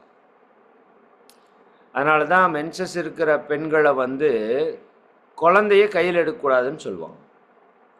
அப்படி எடுத்தாங்கன்னா குழந்தைகிட்ட இருக்கிற எனர்ஜியெல்லாம் அந்த அம்மாவுக்கு பாஸ் ஆகிடும். அப்போ குழந்தைகிட்ட எனர்ஜி குறைஞ்சோடனே குழந்தை நலங்கிக்கும், அதுக்கு உடம்பு சரியில்லாமல் போயிடும். சரிங்களா? பாருங்கள், இந்த பெரியவங்க வயசானவங்களுக்கெல்லாம் சின்ன குழந்தைகளை கட்டி பிடிச்சிக்கிறது தூக்கிறதெல்லாம் சந்தோஷமாக இருக்குது தாத்தா பாட்டிக்கெல்லாம். என்ன தெரியுமா? ஏன்னா அந்த சின்ன குழந்தை ஃபுல் எனர்ஜி லோடடு, வயசானவங்களுக்கு எனர்ஜி கம்மியாக இருக்கும். அப்போ தாத்தா பாட்டியை அந்த குழந்தைய எடுக்கிறப்ப அந்த எனர்ஜி அவங்களுக்கு போகும், அது பெரிய சந்தோஷமாக இருக்குது அவங்களுக்கு. அதுக்குன்னு தாத்தா பாட்டி குழந்தைய எடுக்க வேண்டாம்னு சொல்லிடாதீங்க. சரிதானுங்களா? அது அன்பின் வெளிப்பாடு, ஆற்றல் வந்துடும் குழந்தைகளுக்கு. ஆனால் இந்த மாதிரி மென்சஸ் டைமில் வீட்டில் ஒரு பெண் இருக்கிறாங்கன்னா, இந்த தவ பயிற்சி எடுத்தவங்களா இருந்தால், நீங்கள் மென்சஸ் டைம்லேயும் செய்யக்கூடிய ஒரே தவம் சாந்தி தவம் மட்டுமே. இந்த தவத்தை மென்சஸ் டைம்லேயும் செய்யலாம். சரிங்களா? அதே மாதிரி வீட்டில் இருக்கிறவங்க யாராவது ஒருத்தர் மென்சஸ் ஆகிட்டாங்கன்னா, வீட்டில் இருக்கிற மற்ற நபர்கள் இந்த பயிற்சி எடுத்துக்கிட்டாங்கன்னா உங்கள் ஆற்றல் விரயம் ஆகாது. அப்போ நாய் பண்ணி டெத்து மென்சஸ் டைமில் இருக்கிறவங்க. சரிங்களா? 4வது, ஒரு கூட்ட நெரிசலில் போகிறீங்க, ஒரு பஸ்ஸில் ட்ராவல் பண்ணுறீங்க. அப்போ பல பேர் நம்ம கூட வந்துட்டு போவாங்க. அவங்கள ஆற்றல் அதிகமாக இருக்கிறவங்களும் இருப்பாங்க, கம்மியாக இருக்கிறவங்களும் இருப்பாங்க. அது போன்ற இடங்களுக்கு போகிறப்ப நீங்கள் கொஞ்சம் சாந்தியில் மனசை வச்சுக்கணும். அப்படி வச்சுட்டிங்கன்னா உங்கள் உயிராற்றல் விரயமாகாது, எனர்ஜியாக இருப்பீங்க. சரிங்களா? அப்போ இது போன்ற காலங்களில் குறிப்பாக நோயாளியை பார்க்க போகிறதுக்கான நோக்கம் உங்கள் எனர்ஜி கொடுக்கறதுக்கு தான் போகிறது. நீங்கள் போய் பார்த்தா சில நல்லாறாங்கல்ல, அதுக்கு என்னென்னா அவருக்கு உயிராற்றல் கம்மியாக இருக்குது, நாம் ஒரு 10 பேர் 50 பேர் போய் அவரை பார்த்துட்டு வர்றப்ப உங்கள் உடல்லிருந்து ஆற்றல் அவருக்கு போகும், உங்கள் கண்கள்லேருந்து ஆற்றல் போகும், கையை பிடிச்சி பேசினீங்கன்னா கையிலேருந்து ஆற்றல் போகும், பழம் வாங்கிட்டு போய் கொடுத்தீங்கன்னா உங்கள் பழத்திலேருந்து ஆற்றல் அவருக்கு போகும். சரிங்களா? மற்றது ஏதாவது பேக்கரி ஐட்டத்தை வாங்கி கொடுத்தீங்கன்னா அவர் சீக்கிரம் போய் சேர்ந்துருவார். சரியா? அப்போ உடம்பு சரியில்லாத ஒருத்தரை போய் பார்க்கணுன்னு சொன்னது எதற்காக அப்படின்னா, அவருக்கு நம்ம ஆற்றலை கொடுத்து அவரை கொஞ்சம் பொழைக்க வைக்கிறதுக்கு. அதே மாதிரி துக்க வீடுகளுக்கு ஏன் போகணும்னா, அவர் கையை தொட்டு தொட்டு கும்பிடுவாங்க, பார்த்துருக்கீங்களா? எதுக்காக? அவர் துக்கத்தில் இருக்கிறாரு, அந்த துக்கத்தை நீங்கள் கொஞ்சம் பகிர்ந்துக்கிறீங்க. நீங்கள் தொடும்போது உங்களுடைய ஆறுதல் அவருக்கு பகிரப்படுகிறது, உங்களோட ஆற்றல் பகிரப்படுகிறது. அப்போ அவருக்கு ரொம்ப டல்லாக இருப்பார். இப்படி நிறைய பேர் போய் போய் தொடும்போது அதுதான். அதே மாதிரி இந்த ஹேண்ட்ஷேக் கொடுக்குற பழக்கமே அதனால் வந்தது தான். ஒருத்தர் ஆற்றலை பரிமாறிக்கொள்வது. இந்த ஹக் பண்ணுவாங்க கட்டி பிடிச்சிட்டு வெளிநாட்டுக்காரங்கள்லாம், அது ஒருத்தர் ஆற்றலை பரிமாறிக்கொள்வதற்கான ஒரு நுட்பம். சரிங்களா? இந்திய தேசத்தில் அப்படி கட்டி பிடிச்சோம்னா உடம்பு சூடாயிரும், கெட்ட புத்தி வந்துடும். அதனால் இங்கே கட்டி பிடிக்கிற பழக்கமோ கையை கொடுக்குற பழக்கமோ கிடையாது. இது வெப்ப தேசமாக இருக்கிறதால. அவன் குளிர் தேசம், அங்கே கட்டி பிடிச்சாலும் கெட்ட எண்ணம் வராது, இங்கே பார்த்தாலே கெட்ட எண்ணம் வந்துடுது. அதனால் நம்ம முன்னோர்கள் என்ன பண்ணிட்டாங்க, இவனை தொடறதுக்கெல்லாம் விடக்கூடாதுப்பான்னு கையெடுத்து கும்பிட வச்சுட்டாங்க. இதுதான் இருக்கிறதுலே மிகச்சிறந்த முறை. கொரோனாக்கு அப்புறம் நம்ம பழகிட்டோம். சரி, ஓகே. அப்போ அந்த விதத்தில் யாராவது உடம்பு சரியில்லாமல் இருந்தால் போயிட்டு வாங்க. சரிங்களா? நீங்கள் நல்லா தவம் பண்ணி போய் அவருக்கு எனர்ஜி கொடுத்துட்டு வாங்க. சரி, இந்த மாதிரியெல்லாம் நீங்கள் இதை பயன்படுத்திக்கலாம். 2வது பயன் என்ன? உயிராற்றல் உடம்புலேருந்து வெளியே போகாமல் இருக்குது. 3வது பயன் ஒன்று இருக்குது. இப்போ உங்கள் உடம்புல சில நோய்கள் வருதுன்னு வச்சுக்கோங்க. உதாரணத்துக்கு இப்போ சளி பிடிக்கிற மாதிரி வருது, காய்ச்சல் அடிக்கிற மாதிரி வருது, வயிறு ஒரு மாதிரி டிஸ்டர்பாக இருக்குது, தொந்தரவு பண்ணுது, கான்ஸ்டிபேஷனாக இருக்குது அப்படின்னு வச்சுக்கோங்க. உடனே நீங்கள் ஆஸ்பத்திரிக்கு போகக்கூடாது. சரிங்களா? நீங்கள் என்ன பண்ணணும்? உட்காந்து சாந்தி தவம் பண்ணணும். ஒரு 1/2 மணி நேரம் சாந்தி தவம் பண்ணிங்கன்னா, இந்த சாந்தி தவம் என்ன பண்ணும், உங்கள் உடம்புல இருக்கிற எல்லா எனர்ஜி மூலாதாரத்துக்கு கொண்டு வந்து உங்களுக்கு எந்த இடத்துல பிரச்சனை இருக்கோ அந்த இடத்துல எனர்ஜி கொடுத்து அதையும் சரி பண்ணும். தலைவலி கொஞ்ச நேரத்தில் சரியாயிடும். சாந்தி தவம் கரெக்டாக பண்ணிங்கன்னா காய்ச்சல் அப்படியே கொஞ்சம் சரியாயிடும், சளி பிடிச்சது அப்படியே கொஞ்சம் சரியாயிடும். சரிங்களா? அப்போ உங்கள் உடம்பில் இருக்கிற நோயை போக்குவதால் இந்த சாந்தி யோகத்திற்கு மருந்து யோகம் என்று ஒரு பேர் இருக்குது. ஒரு மருந்து போட்டால் எப்படி வேலை செய்யுமோ அப்படி இந்த தவம் வேலை செய்யும் உங்கள் உடம்புக்குள்ளே. அதுக்குன்னு 102 டிகிரி காய்ச்சல் அடிக்குது. மதனையா சொல்லிட்டாரு, சாந்தி தவம் பண்ணுங்கன்னு. சரிதானா? அப்புறம் உங்களுக்கு ஆன்ம சாந்தி தவம் நடத்திடுவாங்க. ரொம்ப முடியலேன்னா போனால் இதுக்கு அதெல்லாம் நீங்கள் போய் மருத்துவம் பார்த்துக்கணும். பயிற்சியெல்லாம் பண்ணிட்டு வந்தால் அந்தளவுக்கு போகாது. பட் சொல்கிறேன், ஒரு பிரச்சனை ஆரம்ப காலத்தில் வருதுன்னா இந்த தவம் பண்ணிங்கன்னா சரி பண்ணிக்கலாம். சரிங்களா? அதனால் இது ரொம்ப ரொம்ப ஒரு அற்புதமான ஒரு மருந்து போல் வேலை செய்யும். இம்மீடியட்டாக வேலை செய்யும். சிலருக்கு மனக்குழப்பமாக இருக்குது, டென்ஷனாக இருக்குது, ஒரு ஸ்ட்ரெஸ்ஸாக இருக்குது. எப்படி உடலில் நோய் வருதோ, உடல் பாதிக்குதோ, அப்படி மனதில் அமைதி இல்லை, ஒரு குழப்பமாக, ஒரு பயமாக, ஒரு பதட்டமாக இருக்குது அப்படின்னா கொஞ்ச நேரம் உட்காந்து சாந்தி தவம் பண்ணிங்கன்னா அந்த மன வேகம் குறைஞ்சி மனம் அமைதியாகி உங்களுக்கு மனதில் தெளிவு, புத்துணர்வு வந்துடும். அமைதிக்கு பெயர் தான் சாந்தி. பாட்டு கேட்டிருக்கீங்களா? சாந்தினா என்ன? அமைதி. அப்போ உங்கள் உடலையும் மனதையும் அமைதிப்படுத்தக்கூடிய தவம் சாந்தி யோகம். புரியுதுங்களா? அப்போ உங்களுக்கு உடல் ஏதாவது உபாதைகள் ஆகுதுனாலோ அல்லது மனதில் ஏதாவது குழப்பங்கள், சிக்கல்கள், தொந்தரவு, ஸ்ட்ரெஸ்ஸு, டென்ஷனு, பதட்டம், பயம் இப்படி ஆகுதுனாலோ உட்காந்து கொஞ்சம் நேரம் நல்லா சாந்தி பண்ணிங்கன்னா மனநிலை மாறிப்போய் சரியாயிடும், அமைதிக்கு வந்து. சரி, அதற்கு அடுத்த பெனிஃபிட் என்னென்னா, இந்த மூலாதாரத்தில் தவம் பண்ணும்போது பாலுணர்வு சுரப்பி மேலே தவம் பண்ணுறீங்க. அப்போ பாலுணர்வு சார்ந்து இருக்கிற பிரச்சனைகள் எல்லாம் இந்த தவத்திலே சரியாகும். சரிங்களா? பாலுணர்வு சார்ந்த பிரச்சனை எல்லாம் இந்த தவம் பண்ணிங்கன்னா சரியாகும். குறிப்பாக இந்த உயிரணுக்கள் குறைபாடு, கர்ப்பப்பை பிரச்சனை, மென்சஸ் ப்ராப்ளம், இந்த பாலுணர்வு உறுப்புகள் சம்மந்தப்பட்ட பிரச்சனைகள் எல்லாம் இந்த தவம் பண்ண பண்ண பண்ண பண்ண படிப்படியாக க்யூர் ஆயிடும். நல்ல ஜீரணம் நடக்கும். சரிங்களா? நல்ல ஜீரணம் நடக்கும். இந்த தவம் பண்ணிங்கன்னா நல்ல ஜீரண ஆற்றல் நல்லா இதாகும். அதை சுற்றி இருக்கிற உறுப்புகள் இருக்கிற பிரச்சனைகள் சரியாகும். வயிற்று உபாதைகள் குணமாகும். இன்னொன்று, இந்த மூலாதாரம் உயிருக்கான மையம்னு சொன்னேன். எப்படி காயகல்பம் செஞ்சால் உயிர் தூய்மையாகுமோ அப்படி மூலாதாரத்தில் தவம் செய்தாலும் உயிர் தூய்மையாகும். பாவப்பதிவிலிருந்து நம்மை விடுவித்து கொள்ள முடியும். சரிங்களா? இன்னொன்று முக்கியமான விஷயம், மூலாதாரம் என்பது பஞ்சபூதங்களிலே மண்ணிற்குரிய மையம். நம்ம உடம்புல 7 மையம் இருக்குதுன்னு சொன்னேன்ல, அதில் பஞ்சபூதங்களுக்கு 5 மையம். மூலாதாரம் மண்ணுக்கான மையம், அதுக்கு மேலே சுவாதிஷ்டான நீருக்கான மையம், அதுக்கு மேலே மணிப்பூரகம் நெருப்புக்கான மையம், அதுக்கு மேலே அநாகதம் காற்றுக்கான மையம், அதுக்கு மேலே விசுக்தி விண்ணுக்கான மையம். இது விண்ணு.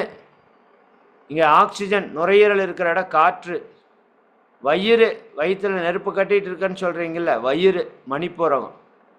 அதுக்கு கீழே அடிவயிறு. அடிவயிறு சிறுநீர் பை இருக்கும், யூரினரி பிளாடர் இருக்கிறது, அந்த இடம் சுவாதிஷ்டானம். அதற்கு கீழே இருக்கிறது மூலாதாரம். இப்போ மூலாதாரம் பஞ்சபூதங்களிலே மண்ணிற்குரிய மையம். அப்போ உங்களுக்கு மண் சார்ந்த பிரச்சனைகள் ஏதாவது இருந்தால் மூலாதாரத்தில் தவம் பண்ணால் சரியாகும். ஒரு இடம் பிரச்சனையாக இருக்குது, ஒரு வீடு கட்டுற தேவை இருக்குது, சரிங்களா? இப்போ மண் சார்ந்த பிரச்சனைகள் எல்லாம் சரியாகும். குறிப்பாக பொருளாதாரத்திலே இந்த மூலாதார மையம் என்பது உலக வாழ்க்கைக்கான மையம். சரிங்களா? இந்த உலக வாழ்க்கைக்கான மையம் மூலாதாரம். அப்போ உங்களுக்கு யாருக்காவது வேலை சரியாக கிடைக்கல, வேலை கரெக்டாக அமைய மாட்டேங்குது, சரிங்களா, அப்படின்னா நீங்கள் மூலாதாரத்திலே நல்லா தவம் பண்ணால் அதெல்லாம் அந்த உலகத்தில் இருக்கிற இன்பங்களை எல்லாம் நீங்கள் அனுபவிக்கிறதுக்கான வாய்ப்பு கிடைக்கும். தொழில் நல்லா அமையும், வேலை செட் ஆகும். இன்னும் பொருளாதார பிரச்சனை, பூமி தானே, தங்கம் வைரம் எல்லாத்துக்கும் அடிப்படை அங்கே தானே, சரிங்களா? பொருளாதார பிரச்சனைகளை சரி பண்ணக்கூடிய மையம் மூலாதார மையம். இன்னும் பல நோய்களை குணப்படுத்தும். ஹீலிங்கில் போனீங்கன்னா மூலாதாரத்தில் கேன்சரை கூட குணப்படுத்துறதுக்கான ஆற்றல் மூலாதாரத்தில் இருக்குதுன்னு சொல்கிறாங்க. இந்த மூலாதாரம் நல்லா வேலை செஞ்சால் தான் மேலே இருக்கிற எல்லா சக்கரங்களும் வேலை செய்யும். அதுதான் அடிப்படை சக்கரம். இதுலேருந்து தான் எனர்ஜி மேலே போகுது. அப்போ மூலாதாரம் வேலை செய்யும்போது அவங்களுக்கு மேலே இருக்கிற எல்லா மையங்களும் நல்லா வேலை செய்யும். சரிங்களா? இறை உணர்வு பெற முடியும் மூலாதாரத்திலே. சரியா? அப்போ இவ்வளவு நன்மைகள் இருக்குது இந்த தவத்தில். இப்போ நம்ம செய்ய போகிறோம் அந்த தவத்துக்கு இவ்வளவு நன்மைகள் இருக்குது. இது எப்போ செய்யணும்னு சொன்னால் வெள்ளிக்கிழமை செய்யணும்னு சொன்னேன். அது என்ன சார் வெள்ளிக்கிழமை? வெள்ளிக்கிழமை எப்போவுமே ஸ்பெஷல் தெரியுமில்ல உங்களுக்கு? இந்து தர்மத்திலையும் வெள்ளிக்கிழமை ஸ்பெஷல், கிறிஸ்டியானிட்டிலையும் புனித வெள்ளி ஸ்பெஷல், இஸ்லாமிய சமயத்திலையும் வெள்ளிக்கிழமை தொழுகைக்கு போகிறது ஸ்பெஷல். எல்லா மதங்களையும் ஏன் வெள்ளிக்கிழமை அப்படின்னா, நம்ம உடம்பு இருக்குல்ல, நீங்கள் பஞ்சபூத நவகிரக தவத்தில் சுக்கிரன் அப்படின்னு ஒரு கோள் இருக்குல்ல, வெள்ளி சுக்கிரன், அது நம்ம உடம்புல சுக்கிலம் என்று சொல்லக்கூடிய வித்து சக்தியோடு தொடர்புடையது. அப்போ நீங்கள் வெள்ளிக்கிழமை யாரோட ஆதிக்கம் அதிகமாக இருக்குது இந்த பூமியில்? சுக்கிரனுடைய ஆதிக்கம் அதிகமாக இருக்கும். அதை பார்த்து தான் நாட்கள் பிரித்தாங்க. அப்போ வெள்ளிக்கிழமை சுக்கிரனோட ஆற்றல் அதிகமாக இருக்கும். அது நம்ம உடம்புல சுக்கிலத்தில் தொடர்புடையது. அப்போ நீங்கள் வெள்ளிக்கிழமை சாந்தி யோகம் பண்ணால் உங்கள் சுக்கிலத்தில் அபரிமிதமான ஆற்றல் கிடைக்கும் வித்து சக்தியில். அப்போ அந்த அபரிமிதமான ஆற்றலை நம்ம பயன்படுத்தி கொள்ள முடியுங்கிறதுனால தான் வெள்ளிக்கிழமை சாந்தி யோகம் பண்ணணும்னு சொல்லியிருக்கோம். சரிங்களா? இந்த தவத்தை நீங்கள் எவ்வளவு நேரம் வேணாலும் செய்யலாம், சைடு எஃபெக்ட் வராது. எந்த பொசிஷன்லையும் செய்யலாம், உட்காந்துட்டு செய்யலாம், படுத்துட்டு செய்யலாம், சரிங்களா, நின்றுட்டு செய்யலாம், எந்த பொசிஷனில் வேணால் செய்யலாம், எவ்வளவு நேரம் வேணால் செய்யலாம், சாப்பிட்ட உடனே கூட செய்யலாம். சாப்பிட்ட உடனே செய்கிற ஒரே தியானம் சாந்தி தியானம்தான். டெய்லியும் இரவு தூங்குறப்ப ஒரு 5 நிமிஷம் சாந்தி தவம் பண்ணிட்டு படுத்தீங்கன்னா உங்கள் உயிராற்றல் எல்லாம் வந்து உங்கள் உடலுக்குள்ள திணிவாக நின்று நல்லா தூக்கம் வரும். தூக்கம் வராதவங்களுக்கு நல்லா தூக்கம் வரும். அப்போ டெய்லியும் நைட்டு தூங்குறப்ப கண்ணை மூடி உட்காந்து ஒரு 5 நிமிஷம், ரொம்ப நேரம் வேண்டாம், 5 நிமிஷம் மூலாதாரத்தில் நல்லா மனசை வச்சுக்கிட்டு படுத்துருங்க. கெட்ட எண்ணங்கள் வராது, தூக்கக்கேடு வராது, நல்ல நிம்மதியாக தூக்கம் வரும். காலையில் பிரிஸ்காக எழுந்திருப்பீங்க. சரிங்களா? மூலாதாரம் இன்னும் பல்வேறு நன்மைகளை செய்யக்கூடிய மையம். அது நான் பின்னாடி உங்களுக்கு 9 மைய தவம்னு ஒன்று நடத்துவோம். அதில் இதை பற்றி 1 மணி நேரம் அப்போ பேசுவோம், அப்போ பார்த்துக்கலாம். இப்போ காலம் கருதி நம்ம தவத்துக்குள்ளே போக போகிறோம். சரிங்களா? சரி, இப்போ என்ன பண்ண போகிறோம் அப்படின்னா, ஆக்னிக்கு கீழிருந்து சக்தியை மேலே கொண்டாந்து கொடுத்தாங்கல்ல, இப்போ மேலிருந்து அந்த சக்தியை அப்படியே முதுகுத்தண்டு கொண்டு போய் கீழே இறக்கி கொண்டு போய் மூலாதாரத்தில் கொடுத்துருவாங்க. அவ்வளோதான். ஏற்றி விட்ட சக்தியை இறக்கி விட்டாச்சு. ஏற்றி விடையா இறக்கி விடையான்னு சொல்கிறீங்கல்ல, அது இருமுடிய அல்ல, குண்டலினி சக்தியை இப்போ ஏற்றி விட்டோம்ல, இப்போ இறக்கி விட போகிறோம். மறுபடியும் மூலாதாரத்திலே வைக்க போகிறோம். இப்போ உங்கள் எல்லாருக்கும் ஒரு டவுட் வரணும். நீங்கள் கரெக்டாக யோசிச்சா ஒரு டவுட் வரணும். என்ன டவுட்டு? ஐயா, போன வகுப்புக்கு முந்தின வகுப்பு தீட்சை கொடுக்குறப்ப மேலிருந்த சக்தி கீழே வந்துருச்சு அப்படின்னு சொன்னீங்க. கீழே வந்தோடனே அது கீழ்வயப்பட்ட செயலில் ஈடுபட்டுச்சு. முறையற்ற பாலுணர்வு, கோபம், வெறுப்பு, டென்ஷன் எல்லாம் வந்துச்சுன்னு சொன்னீங்கல்ல. அப்போ அந்த கெட்ட சிந்தனையிலேருந்து விடுவிக்கிறதுக்கு தானே மேலே கொண்டு போய் வச்சிங்க. அறிவுக்கு விழிப்பு நிலை வரணும் தானே மேலே வச்சிங்க. அவேர்னஸாக வேலை செய்யணும் தானே மேலே வச்சிங்க. இப்போ அதை மறுபடியும் கீழே கொண்டு போய் கொடுத்தா அது மறுபடியும் கீழ்வயப்பட்ட சிந்தனையில் செயல்படாதா அப்படின்னு உங்களுக்கு ஒரு கேள்வி வரணும். சரி, அதுக்கு என்ன பதில்னா செயல்படாது. ஏன்னா அதுக்கு ஒரு கதை சொல்லுவோம். அதாவது உங்கள் பையன் 2ஆம் வகுப்பு படிக்கிறான். ஒரு ஸ்கூலில் அவன் படிச்சுட்ருக்கிறான். அவன் கூட ஒரு ஃப்ரெண்டு. அவன் ஒரு சேரி பகுதியிலேருந்து வர்ற பையன்னு வச்சுக்கோங்க. மறுபடியும் சேரி தப்பா, அந்த பையன் கெட்டவனா அப்படிலாம் இல்லை. அவனோட வாழ்க்கை முறை அப்படி இருக்குது, அவன் சூழல் அப்படி இருக்குது. நம்ம சூழல் இப்படி இருக்குது, அவ்வளோதான். சேரி பகுதியில் இருக்கிற பையனோட அம்மா அப்பா எப்படி இருப்பாங்க? அந்த அப்பா டெய்லியும் தண்ணி போடுறது, அந்த அம்மா ஏதோ ஒரு கட்டட வேலைக்கு அப்படி இப்படி போயிட்டு வர்றது, ஒரு நல்ல சுத்தபத்தம் இல்லை, சரிங்களா? கெட்ட பழக்க வழக்கங்கள் எல்லாம் இருக்கிற மக்கள் கூட இருக்கிறான். அப்போ அந்த குழந்தைக்கு கெட்ட பழக்கம் வருமா வராதா?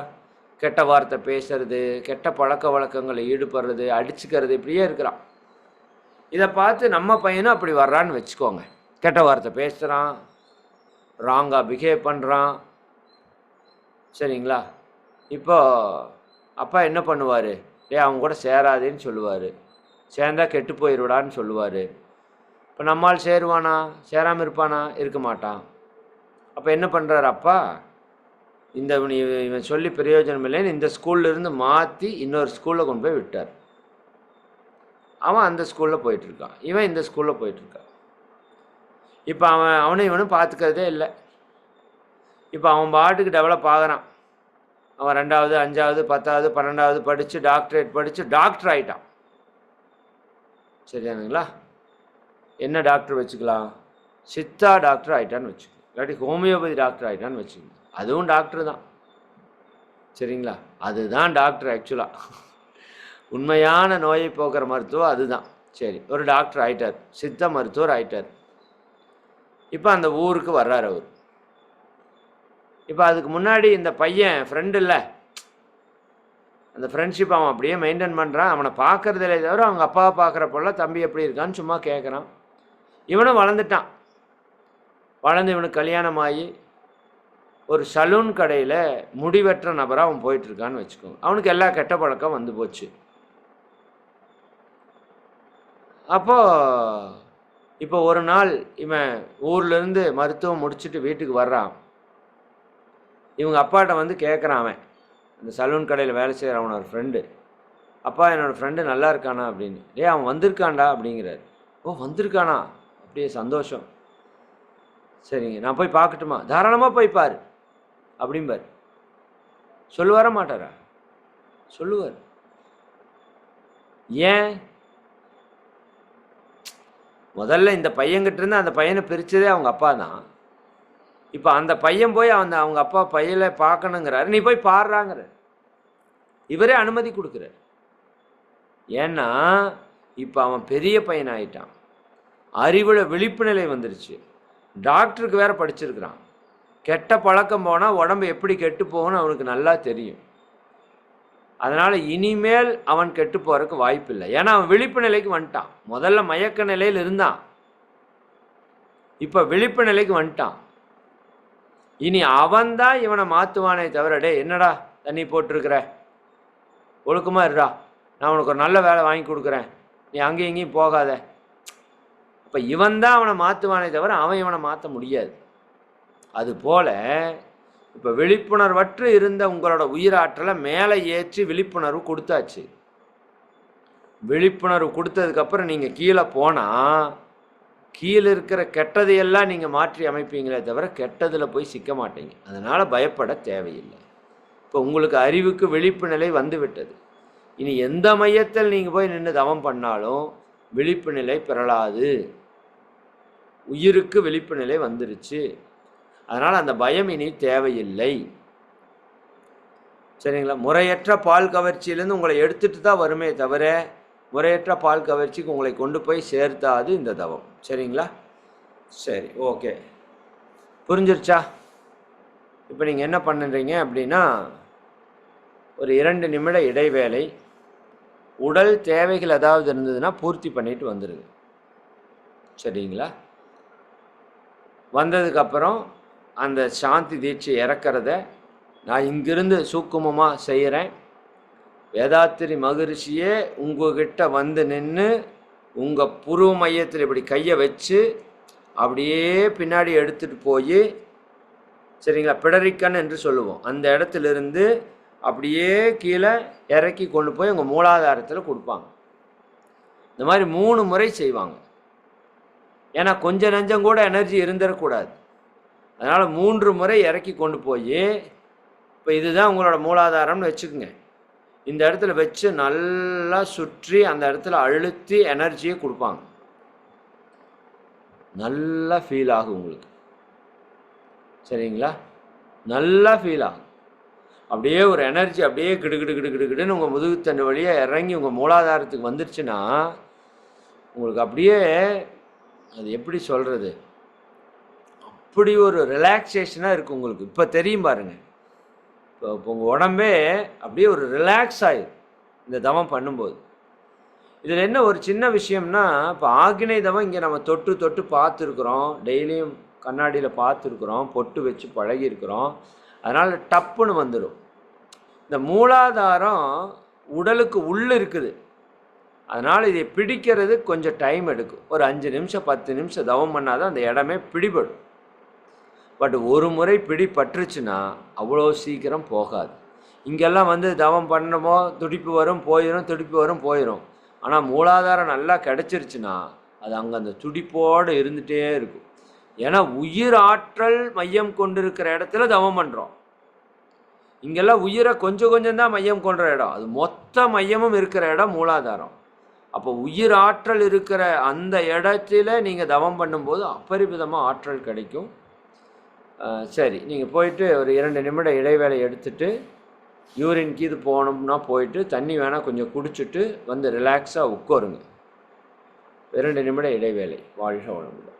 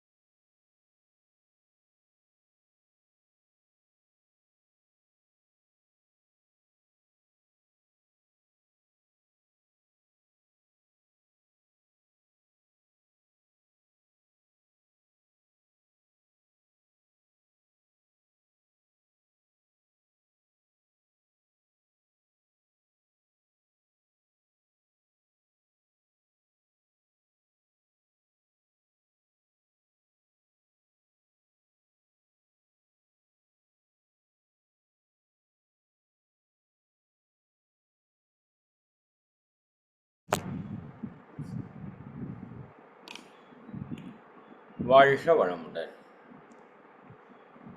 மகிழ்ச்சி.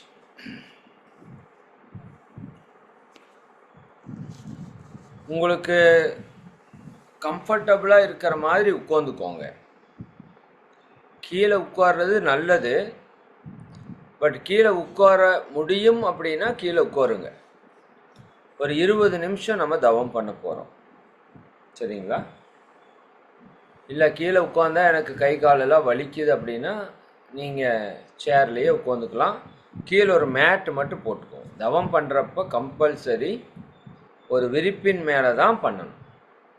எங்கே உட்காந்து தவம் பண்ணாலும் சேரில் உட்காந்துருந்தா காலுக்கு ஒரு மேட்டு வந்து போட்டுக்கணும். தரையில் கால் முட்டக்கூடாது.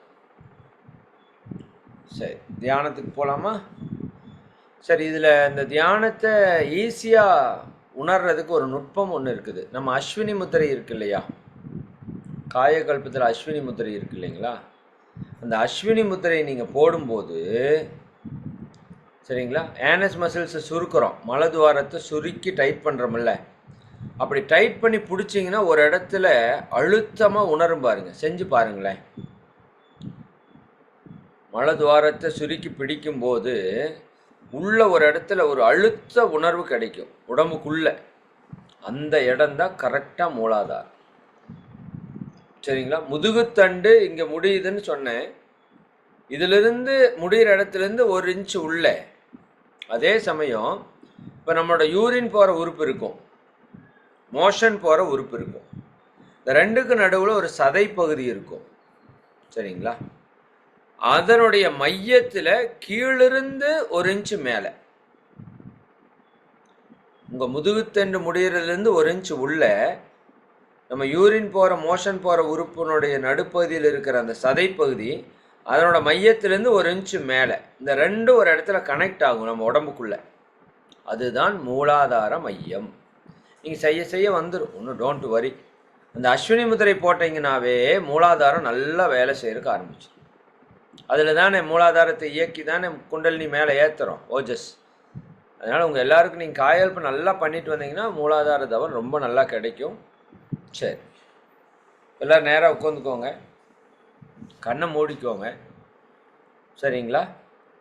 நான் அந்த குண்டலினி சக்தியை இங்கிருந்து நானும் என்னோட எனர்ஜி கொடுத்து உங்கள் எல்லாருக்கும் இறக்குவேன். நீங்கள் வேதாத்திரி மகரிஷி அவங்களே, நான் இப்போ சொல்லுவேன், உங்கள் புருவம் உங்கள் நெற்றி பொட்டில் கையை வைக்கிறேன், அப்படியே 2 சைடு எடுத்துகிட்டு வந்து உங்கள் பிடரிக்கண் பின்னாடி பிடரிக்குழி கொண்டு வந்து அங்கேருந்து அப்படியே முதுகுத்தண்டு வழியாக கீழே கொண்டு போய் வச்சு மூலாதாரத்தில் விட்டுட்டேன், மறுபடியும் இப்படி பண்ணுறேன் அப்படிங்கிற சொல்லும்போது, சரிங்களா, நீங்கள் என்ன நினைக்கணும், மகரிஷி அவங்க வேதாத்திரி மகரிஷி அவங்கள நினச்சி அவங்களே கீழே கொண்டு போய் இறக்கி விடுறதா நினச்சிக்கோ, சரிங்களா? குருவோட ஆற்றல் எப்போவுமே கூட இருக்கும். அது இந்த தீட்சை கொடுக்கறதுன்னா இந்த குருமகான்களுக்கு அவ்வளோ சந்தோஷம். அந்த உயிர்களை உயிர்விப்பது அப்படிங்கிறது அவ்வளோ ஒரு உயர்ந்த செயல். சரி, கைகளை கோர்த்துக்குங்க, கண்களை மூடிக்கலாம், தலை கழுத்து முதுகுத்தண்டு நேராக இருக்கிற மாதிரி வச்சுக்கோங்க.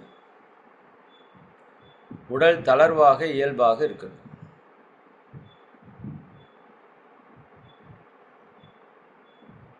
வாழ்க வையகம், வாழ்க வையகம், வாழ்க வளமுடன். குரு வாழ்க, குருவே துணை. இந்த புனிதமான நல்ல தினத்திலே மகாசக்தி குண்டலினி யோகத்தினுடைய சாந்தி தீட்சை மனமுவந்து கொடுக்கப்பட உள்ளது. எல்லாம் வல்ல இறையாற்றலும் எங்கும் நிறைந்த குரு மகான்களும் நம் உள்ளும் புறமும் பரிபூரணமாக நிறைந்து நின்று இந்த தெய்வீக நிகழ்வினை மிக சிறப்பாக நிகழ்த்தி கொடுப்பாராக. ஆசான் அருட்தந்தை வேதாத்திரி மகரிஷி அவர்களே இங்கு சூக்குமமாக எழுந்தருளி இந்த தெய்வீக தியானத்தினுடைய தீட்சையை வழங்குவார்களாக. இடத் தூய்மை. நாம் அமர்ந்துள்ள இடத்தை சுற்றிலும் நல்ல தெய்வீக ஆற்றலே நிரம்பின. நாம் அமர்ந்துள்ள நமது இல்ல வளாகம் முழுவதும் நல்ல தெய்வீக ஆற்றலே நிரம்பி தூய்மையே செய்விக்கின்றது. அருட்பேராற்றல் உடலிலே உயிரிலே அலை அலையாக பாய்வதை உணர்கிறோம். நம்மை சூழ்ந்துள்ள அந்த தெய்வீக பிரபஞ்ச இறை சக்தி எல்லா திசைகளிலிருந்தும் நமக்குள்ளாக அலை அலை அலை அலை அலை அலை அலை அலை அலை அலையாக பாய்ந்து நிரம்புவதை உணர்கிறோம். இந்த சக்தியை நல்லா உங்களுக்குள்ள பாயறதுக்கு அனுமதி கொடுங்க. சக்தி நல்லா நிரம்புறதை உணருங்க. நம்ம உடல் முழுக்க தெய்வீக சக்தி நிரம்பி இருக்கிறது. அருட்காப்பு அருட்பேராற்றல் இரவும் பகலும் எல்லா நேரங்களிலும் எல்லா இடங்களிலும் எல்லா தொழில்களும் ஒரு துணையாகவும் பாதுகாப்பாகவும் வழி நடத்துவதாகவும் அமையுமாக. இந்த அருட்பேராற்றல் என்கின்ற அந்த தெய்வீக இறை சக்தி சதா சர்வகாலமும் எப்பொழுதும் நம்மை சூழ்ந்து நிறைந்து நின்று நமது ஒவ்வொரு எண்ணத்திலும் சொல்லிலும் செயலிலும் நமக்கு உரு துணையாகவும் பாதுகாப்பாகவும் நம்மை வழி நடத்துவதாகவும் அமையுமாக. அன்னைக்கு வணக்கம். அம்மாவோட முழு உருவத்தை நினைந்து நன்றியுணர்வோடு வணங்கி இன்னைக்கு சாந்தி தீட்சை பெற இருக்கிறோம். உங்களுடைய ஆசிகளை பரிபூர்ணமாக கொடுங்கன்னு கேட்டு வாங்கிக்கோ. தந்தைக்கு வணக்கம். தந்தையினுடைய முழு உருவத்தையும் நினைந்து நன்றியுணர்வோடு வணங்கி அவருடைய ஆசியை பெற்றுக்கொள்கிறோம். அப்படியே நம்ம அம்மா அப்பாவோட அம்மா அப்பா, நம்ம தாத்தா பாட்டி, நீங்கள் நேரில் பார்த்துருந்தாலோ ஃபோட்டோவில் பார்த்துருந்தாலோ அவங்கள நினச்சிக்கோங்க. அவங்களுக்கோட முன்னோர்கள்னு எல்லா முன்னோர்களையும் நினைத்து நன்றியுணர்வோடு வணங்கி கொள்கிறோம். ஆசான் அருட்தந்தை வேதாத்திரி மகரிஷி அவர்களுக்கு வணக்கம். குரு மகானை நினைந்து நன்றியுணர்வோடு வணங்குகிறோம். அவங்களும் நம்மளை பரிபூரணமாக வாழ்த்தி ஆசீர்வதித்து இந்த தவத்தை கொடுக்க இருக்கிறார்கள். இன்னும் இதுகாரும் இப்பிரபஞ்சத்திலே தோன்றிய சித்தர்கள், மகான்கள், யோகியர்கள், ஞானியர்கள், ரிஷிகள், மகரிஷிகள், அறிவில் அறிவாய் நிலைத்து அறம் வகுத்தோர் அதை வாழ்ந்து காட்டினோர். அனைத்து ஞான பெருமக்களையும் ஒரு சேர நினைந்து நன்றியுணர்வோடு வணங்குகிறோம்.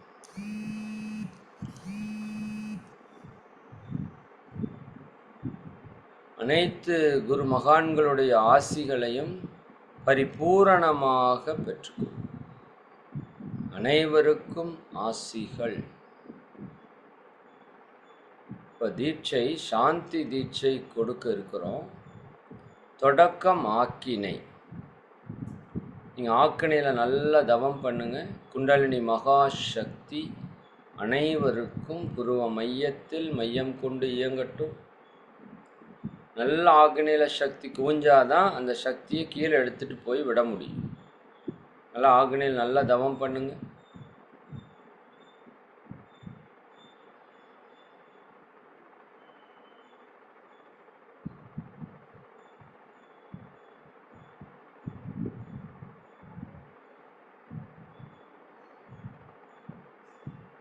இன்னும் கூர்ந்து கவனிக்கணும். நிறைய பேருக்கு ஆக்ஞை இன்னும் சரியாக வரல.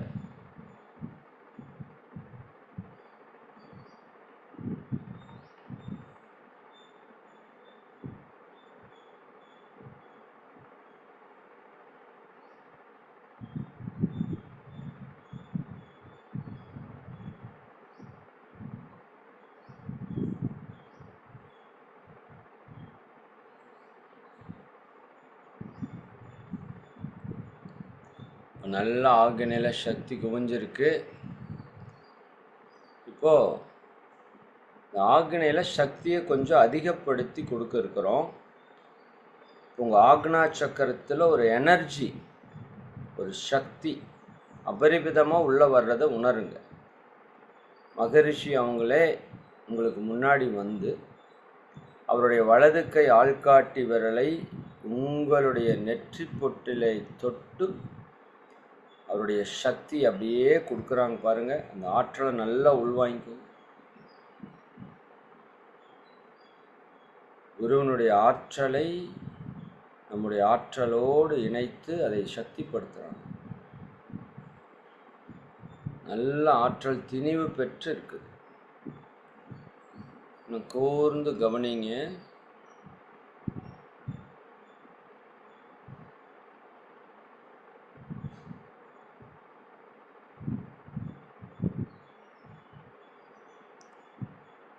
நல்ல சக்தி திணிவாக இருக்குது, உணர முடியுது. இப்போ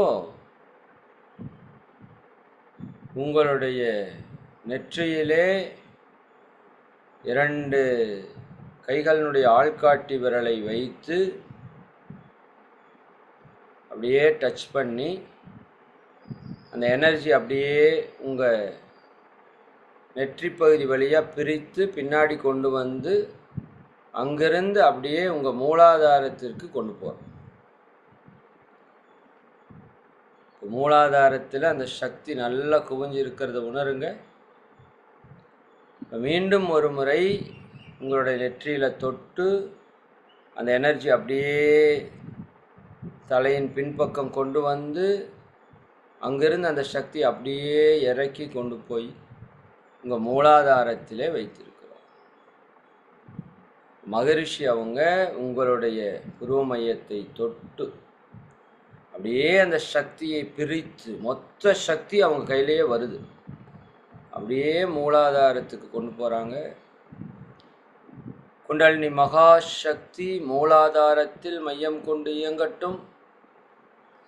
மூலாதாரத்தில் நல்ல ஒரு அழுத்த உணர்வு கிடைக்கும் பாருங்க.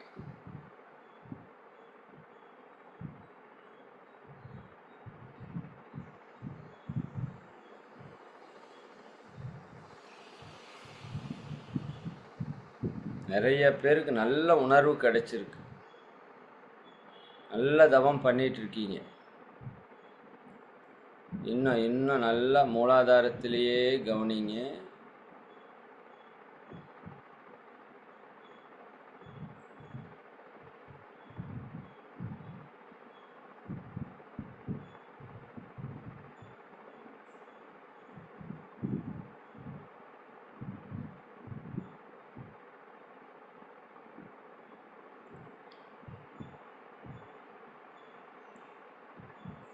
மூலாதாரம்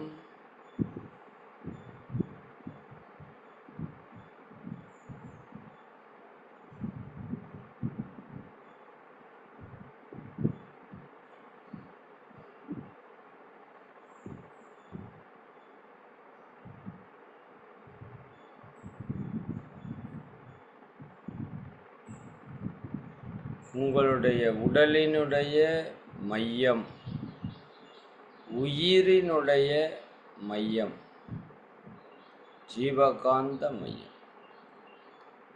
மூலாதாரத்திலே தியானிக்கிறோம்.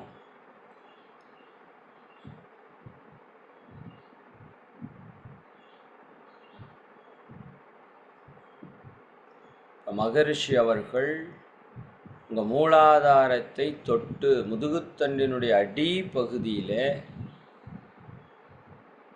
மூலாதாரத்தை தொட்டு அந்த எனர்ஜியை அதிகப்படுத்தி கொடுக்குறாங்க பாருங்கள். எல்லோருக்கும் அந்த சக்தி நல்லா உள்ள வருது. இந்த ஆற்றலை நல்லா உள்வாங்கிக்கோங்க.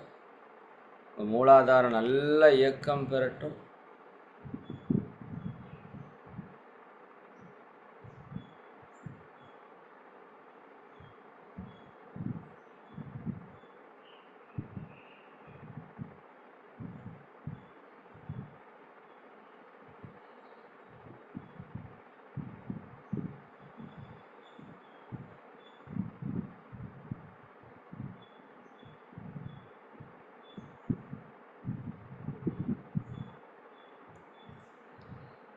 எல்லாம் அங்கேயே கூர்ந்து கவனிங்க.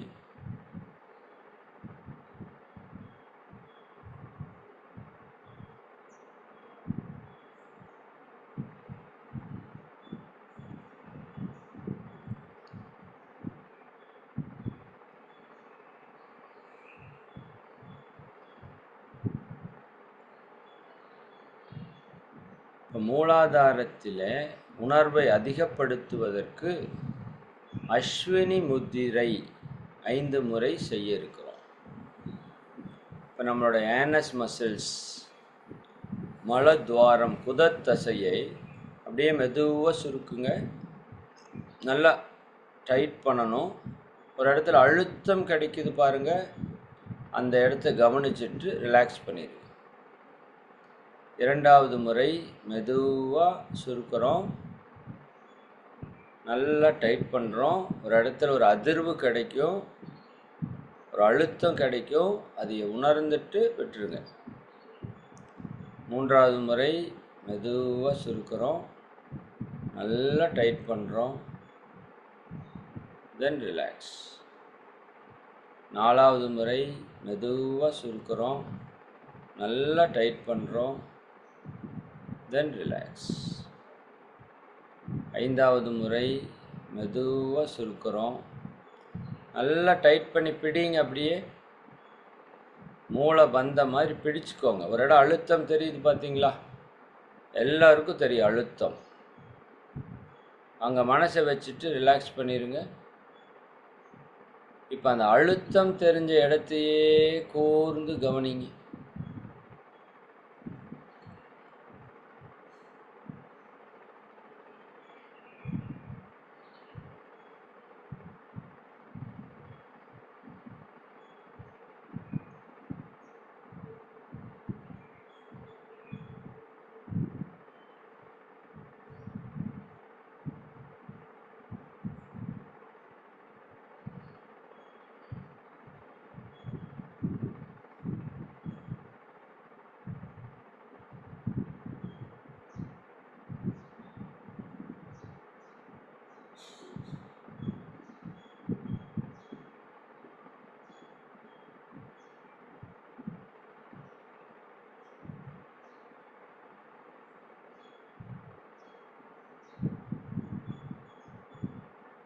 இன்னும் கூர்ந்து கவனிங்க. அருட்தந்தை அவர்கள் உங்கள் முதுகுத்தண்டினுடைய அடிப்பகுதியிலே அந்த சக்தியை மீண்டும் அழுத்தமாக உள்ளே கொடுக்குறாங்க. இந்த சக்தியை நல்லா உள்வாங்கிக்கோங்க.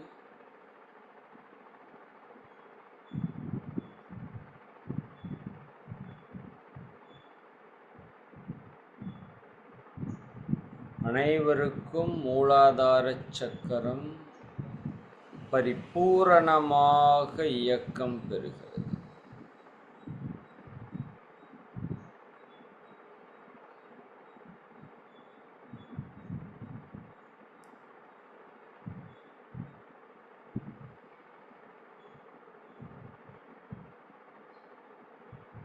அப்படியே அந்த இடத்துல ஒரு துடிப்பு உங்களால் உணர முடியும், ஒரு சுழற்சி இருக்கும். ஆக்னியில் என்ன உணர்வு வந்ததோ அதே உயிர் உணர்வு மூலாதாரத்திலையும் வரும். இது உயிரின் மையம், அதனால் நல்ல உணர்வு கிடைக்கும். கூர்ந்து கவனிங்க.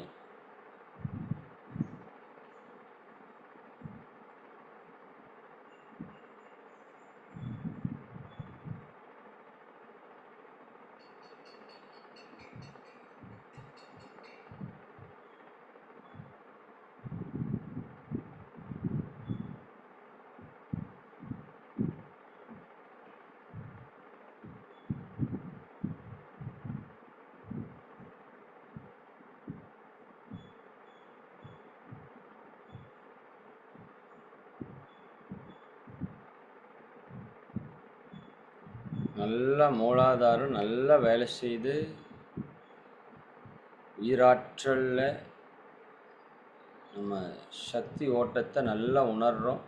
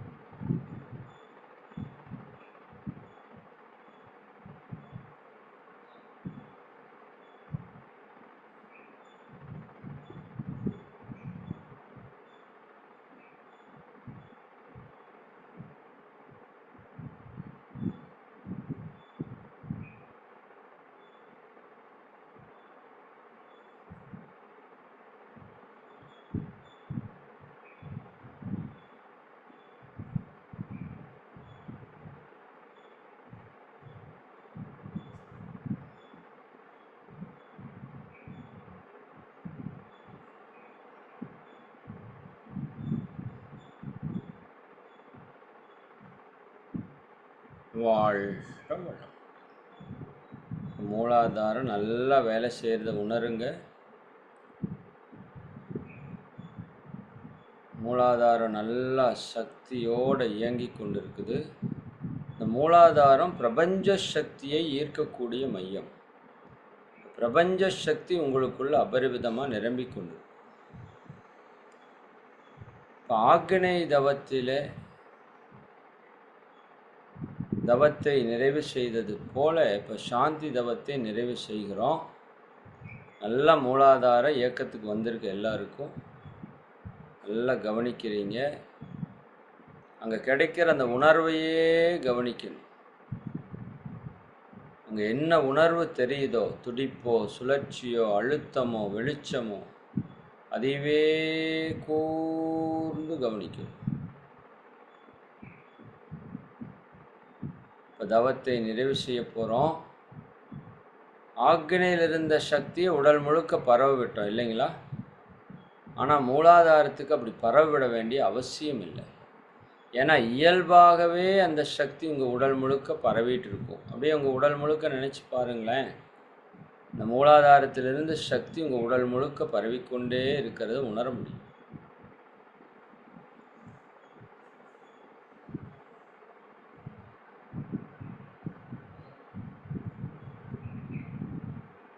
ஓ, தவ ஆற்றல் உடல் முழுக்க நிரம்பி இருக்குது. இந்த சக்தி வாய்ந்த நிலையிலே சங்கல்பம், அருட்பேராற்றல் கருணையினால் உடல் நலம், நீல் ஆயுள், நிறை செல்வம், உயர் புகழ், மெய்ஞானம் ஓங்கி வாழ். வாழ்க்கை துணையை நினைந்து வாழ்க வளமுடன் வாழ்த்துங்க. பெற்ற மக்கட்செல்வங்களை நினைந்து வாழ்க வளமுடன் என வாழ்த்துவோம். உடன் பிறந்தோர்களை நினைந்து வாழ்க வளமுடன் என வாழ்த்துவோம். நெருங்கிய உறவினர்கள், நண்பர்கள், சுற்றத்தார்கள் அனைவரையும் நினைந்து வாழ்க வளமுடன் என வாழ்த்துவோம். தொழில்துறையிலே, நம் தினசரி கடமைகளிலே நம்மோடு தொடர்புடைய அனைத்து அன்பர்களையும் நினைந்து வாழ்க வளமுடன் என வாழ்த்துவோம்.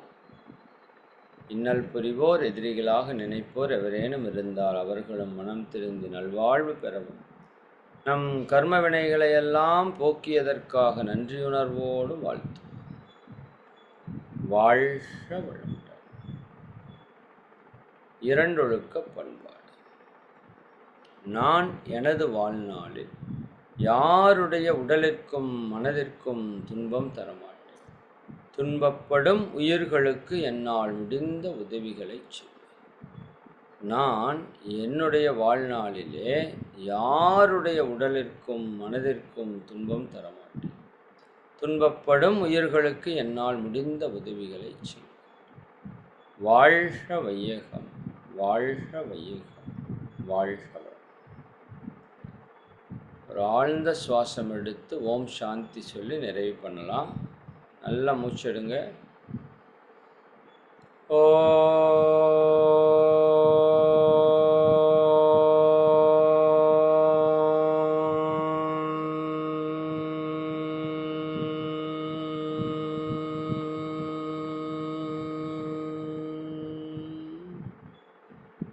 சாந்தி சாந்தி சாந்தி.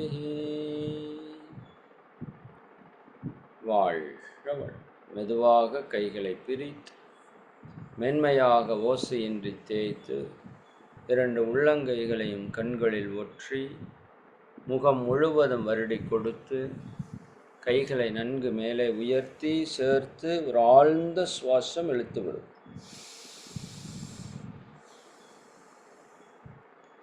மெதுவாக கைகளை கீழே வைத்து தவத்தை நிறைவு செய்து கொள்வோம். இந்த தெய்வீக தவத்தை சிறப்பாக நிகழ்த்தி கொடுத்து எல்லாம் வல்ல இறையாற்றலுக்கும் எங்கும் நிறைந்த குரு மகான்களுக்கும் நன்றி நன்றி நன்றி. வாழ்க வளம். வாழ்க வளம். வாழ்க வளமுடன். அருமை அற்புதமான தவம் பண்ணியிருக்கீங்க. ரிலாக்ஸாக உட்காந்துக்கோங்க. சரி, ரொம்ப சிறப்பு. நல்ல உணர்வு, நல்ல உணர்வு. அதாவது நீங்கள் தவம் நடத்துறதுக்கு வர்றப்போ உங்களுக்கு தெரியும், உங்கள் கூட இருக்கிறவங்க தவம் பண்ணுறப்ப உங்களுக்கு அந்த தவ ஆற்றல் வர்றதை உங்களால் ஃபீல் பண்ண முடியும். இப்போ நான் மூலாதார சக்கரத்துக்கு போவே இல்லை, ஆனால் நீங்கள் பண்ணும்போது அந்த சக்கரம் எனக்கு ஆக்டிவேஷன் ஆகும். அப்போது சிறப்பாக தவம் பண்ணியிருக்கீங்க. நல்லா அந்த வாய்ப்பை நீங்கள் நல்லா பயன்படுத்திக்கணும். இன்றிலிருந்து ஒரு 5 நாட்களுக்கு, சரிங்களா?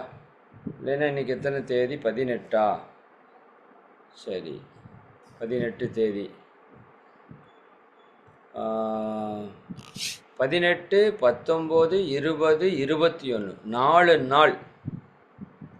இன்றைக்கி 18, 19, 20, 21 3 நாள். இன்றைக்கோட சேர்த்துனா 4 நாள். இந்த 4 நாளும் சாந்தி யோகம் மட்டும்தான் பண்ணணும். ஆக்னியில் தவம் பண்ணக்கூடாது. ஆனால் இயல்பாக என்ன ஆகும் தெரியுங்களா? அந்த சக்தி ஆக்னிக்கு தான் வரும். ஏன்னா நீங்கள் இந்த ஒரு வாரம் பழகியிருக்கீங்கள்ல, அதனால் டக்குன்னு மேலே தான் வரும். வந்தால் தப்பில்லை, ஆனால் ஆக்னை தவம் பண்ணாதீங்க.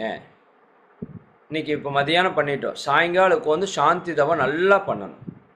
நாளைக்கு வெள்ளிக்கிழமை, கரெக்டாக வெள்ளிக்கிழமை வந்துருக்கு பாருங்கள். இன்றைக்கி குரு நாள் உங்களுக்கு அது கிடச்சிருக்கு, நல்லா பயன்படுத்துங்க. நாளைக்கு வெள்ளிக்கிழமை காலையிலையும் மாலையிலையும் சாந்தி தவம் நல்லா பண்ணணும். அதே போல் சனிக்கிழமை, ஞாயிற்றுக்கிழமை, இந்த 3 நாளும் சாந்தியை நல்லா பண்ணி பண்ணி பண்ணி பண்ணி அந்த சாந்தியில் நல்ல உணர்வை பெருக்கி கொள்ளணும். அதுக்கப்புறம் 22ஆம் தேதியிலிருந்து நமக்கு நவராத்திரி தொடங்குது, தெரியுமில்ல உங்களுக்கு? அந்த நவராத்திரியில் நல்ல தியானம் பண்ணி இந்த வருஷம் உங்களுடைய ஆற்றலை அபரிமிதமாக பெருக்கி கொள்ளணும். இந்த நவராத்திரி அப்படிங்கிறதே பிரபஞ்ச சக்தியை நாம் பெறுவதற்கான காலம். அது தவம் பண்ணுறவங்களுக்கு அது ஒரு பொற்காலம்னு சொல்லலாம். அதனால் அந்த வாய்ப்பை நீங்கள் நல்லா பயன்படுத்தி உங்கள் ஆற்றலை அபரிமிதமாக பெருக்கிக்கணும். புரட்டாசி மாதம் ஆன்மீகத்திற்கு உகந்த மாதம், நல்ல தியானம் செட் ஆகிற மாதம், சரிங்களா? அப்போ நல்லா அதை பயன்படுத்திக்கணும் நீங்கள். அதனால் அடுத்த 3 நாட்களுக்கு சாந்தி யோகம் காலையும் மாலையும் குறைஞ்சது 20 நிமிஷம், வாய்ப்பு இருந்தால் அரை மணி நேரம் உட்காந்து கண்டிப்பாக பண்ணணும். மறுபடியும் சொல்கிறேன், கண்டிப்பாக பண்ணணும். அதுக்கப்புறம் ஆக்னி தியானம் கொஞ்ச நாள் பண்ணிவிட்டு அதுக்கப்புறம் சாந்தி கொஞ்ச நாள் பண்ண போகிறோம். இந்த நவராத்திரி முழுக்க ஆக்னி தான், வெள்ளிக்கிழமை மட்டும் சாந்தி பண்ணிக்கலாம். அப்படி பிளான் பண்ணுங்கள், ரொம்ப சிறப்பான நிகழ்வாக இருக்கும். சரி, போதும், இந்த அளவுக்கு போதும். அடுத்த வகுப்பு ரொம்ப முக்கியமான வகுப்பு. இந்த வாழ்த்தும் பயணமில் இன்னும் சில நுட்பங்கள், முக்கியமான விஷயம் உங்கள்கிட்ட ஷேர் பண்ணணும். எப்படி நம்ம நினைத்ததை நடத்துறதுக்கு வாழ்த்தை நீங்கள் எப்படி பயன்படுத்தணும் அப்படிங்கிறதெல்லாம் அதில் இருக்குது. அதை பற்றி நம்ம அடுத்த வகுப்பில் முழுமையாக சிந்திப்போம் என்று சொல்லி உங்களை எல்லாம் வாழ்த்து நிறைவு செய்கிறோம். அருட்பேராற்றல் கருணையினால் நீங்களும் உங்கள் அன்பு குடும்ப உறுப்பினர்கள் அனைவரும் உடல் நலம், நீலாயுள், நிறை செல்வம், உயர் புகழ், மெஞ்ஞானம் ஓங்கி இறை உணர்வு, அறநெறி, கல்வி, தனம், தானியம், இளமை, வலிவு, துணிவு, நன்மக்கட்பேர், அறிவிலுயர்ந்தோர் நட்பு, அன்புடைமை, அகத்தவம், அழகு, புகழ், மனித மதிப்புணர்ந்து ஒழுகும் பண்பு, பொறுமை எனும் பேறு 16 பெற்று பெருவாழ்வு வாழ்க. வாழ்க வளமுடன், வாழ்க வளமுடன், வாழ்க வளமுடன், வாழ்க வளமுடன். அன்பர்களுக்கு ஒரு முக்கிய அறிவிப்பு, கொஞ்சம் வெயிட் பண்ணுங்கள்.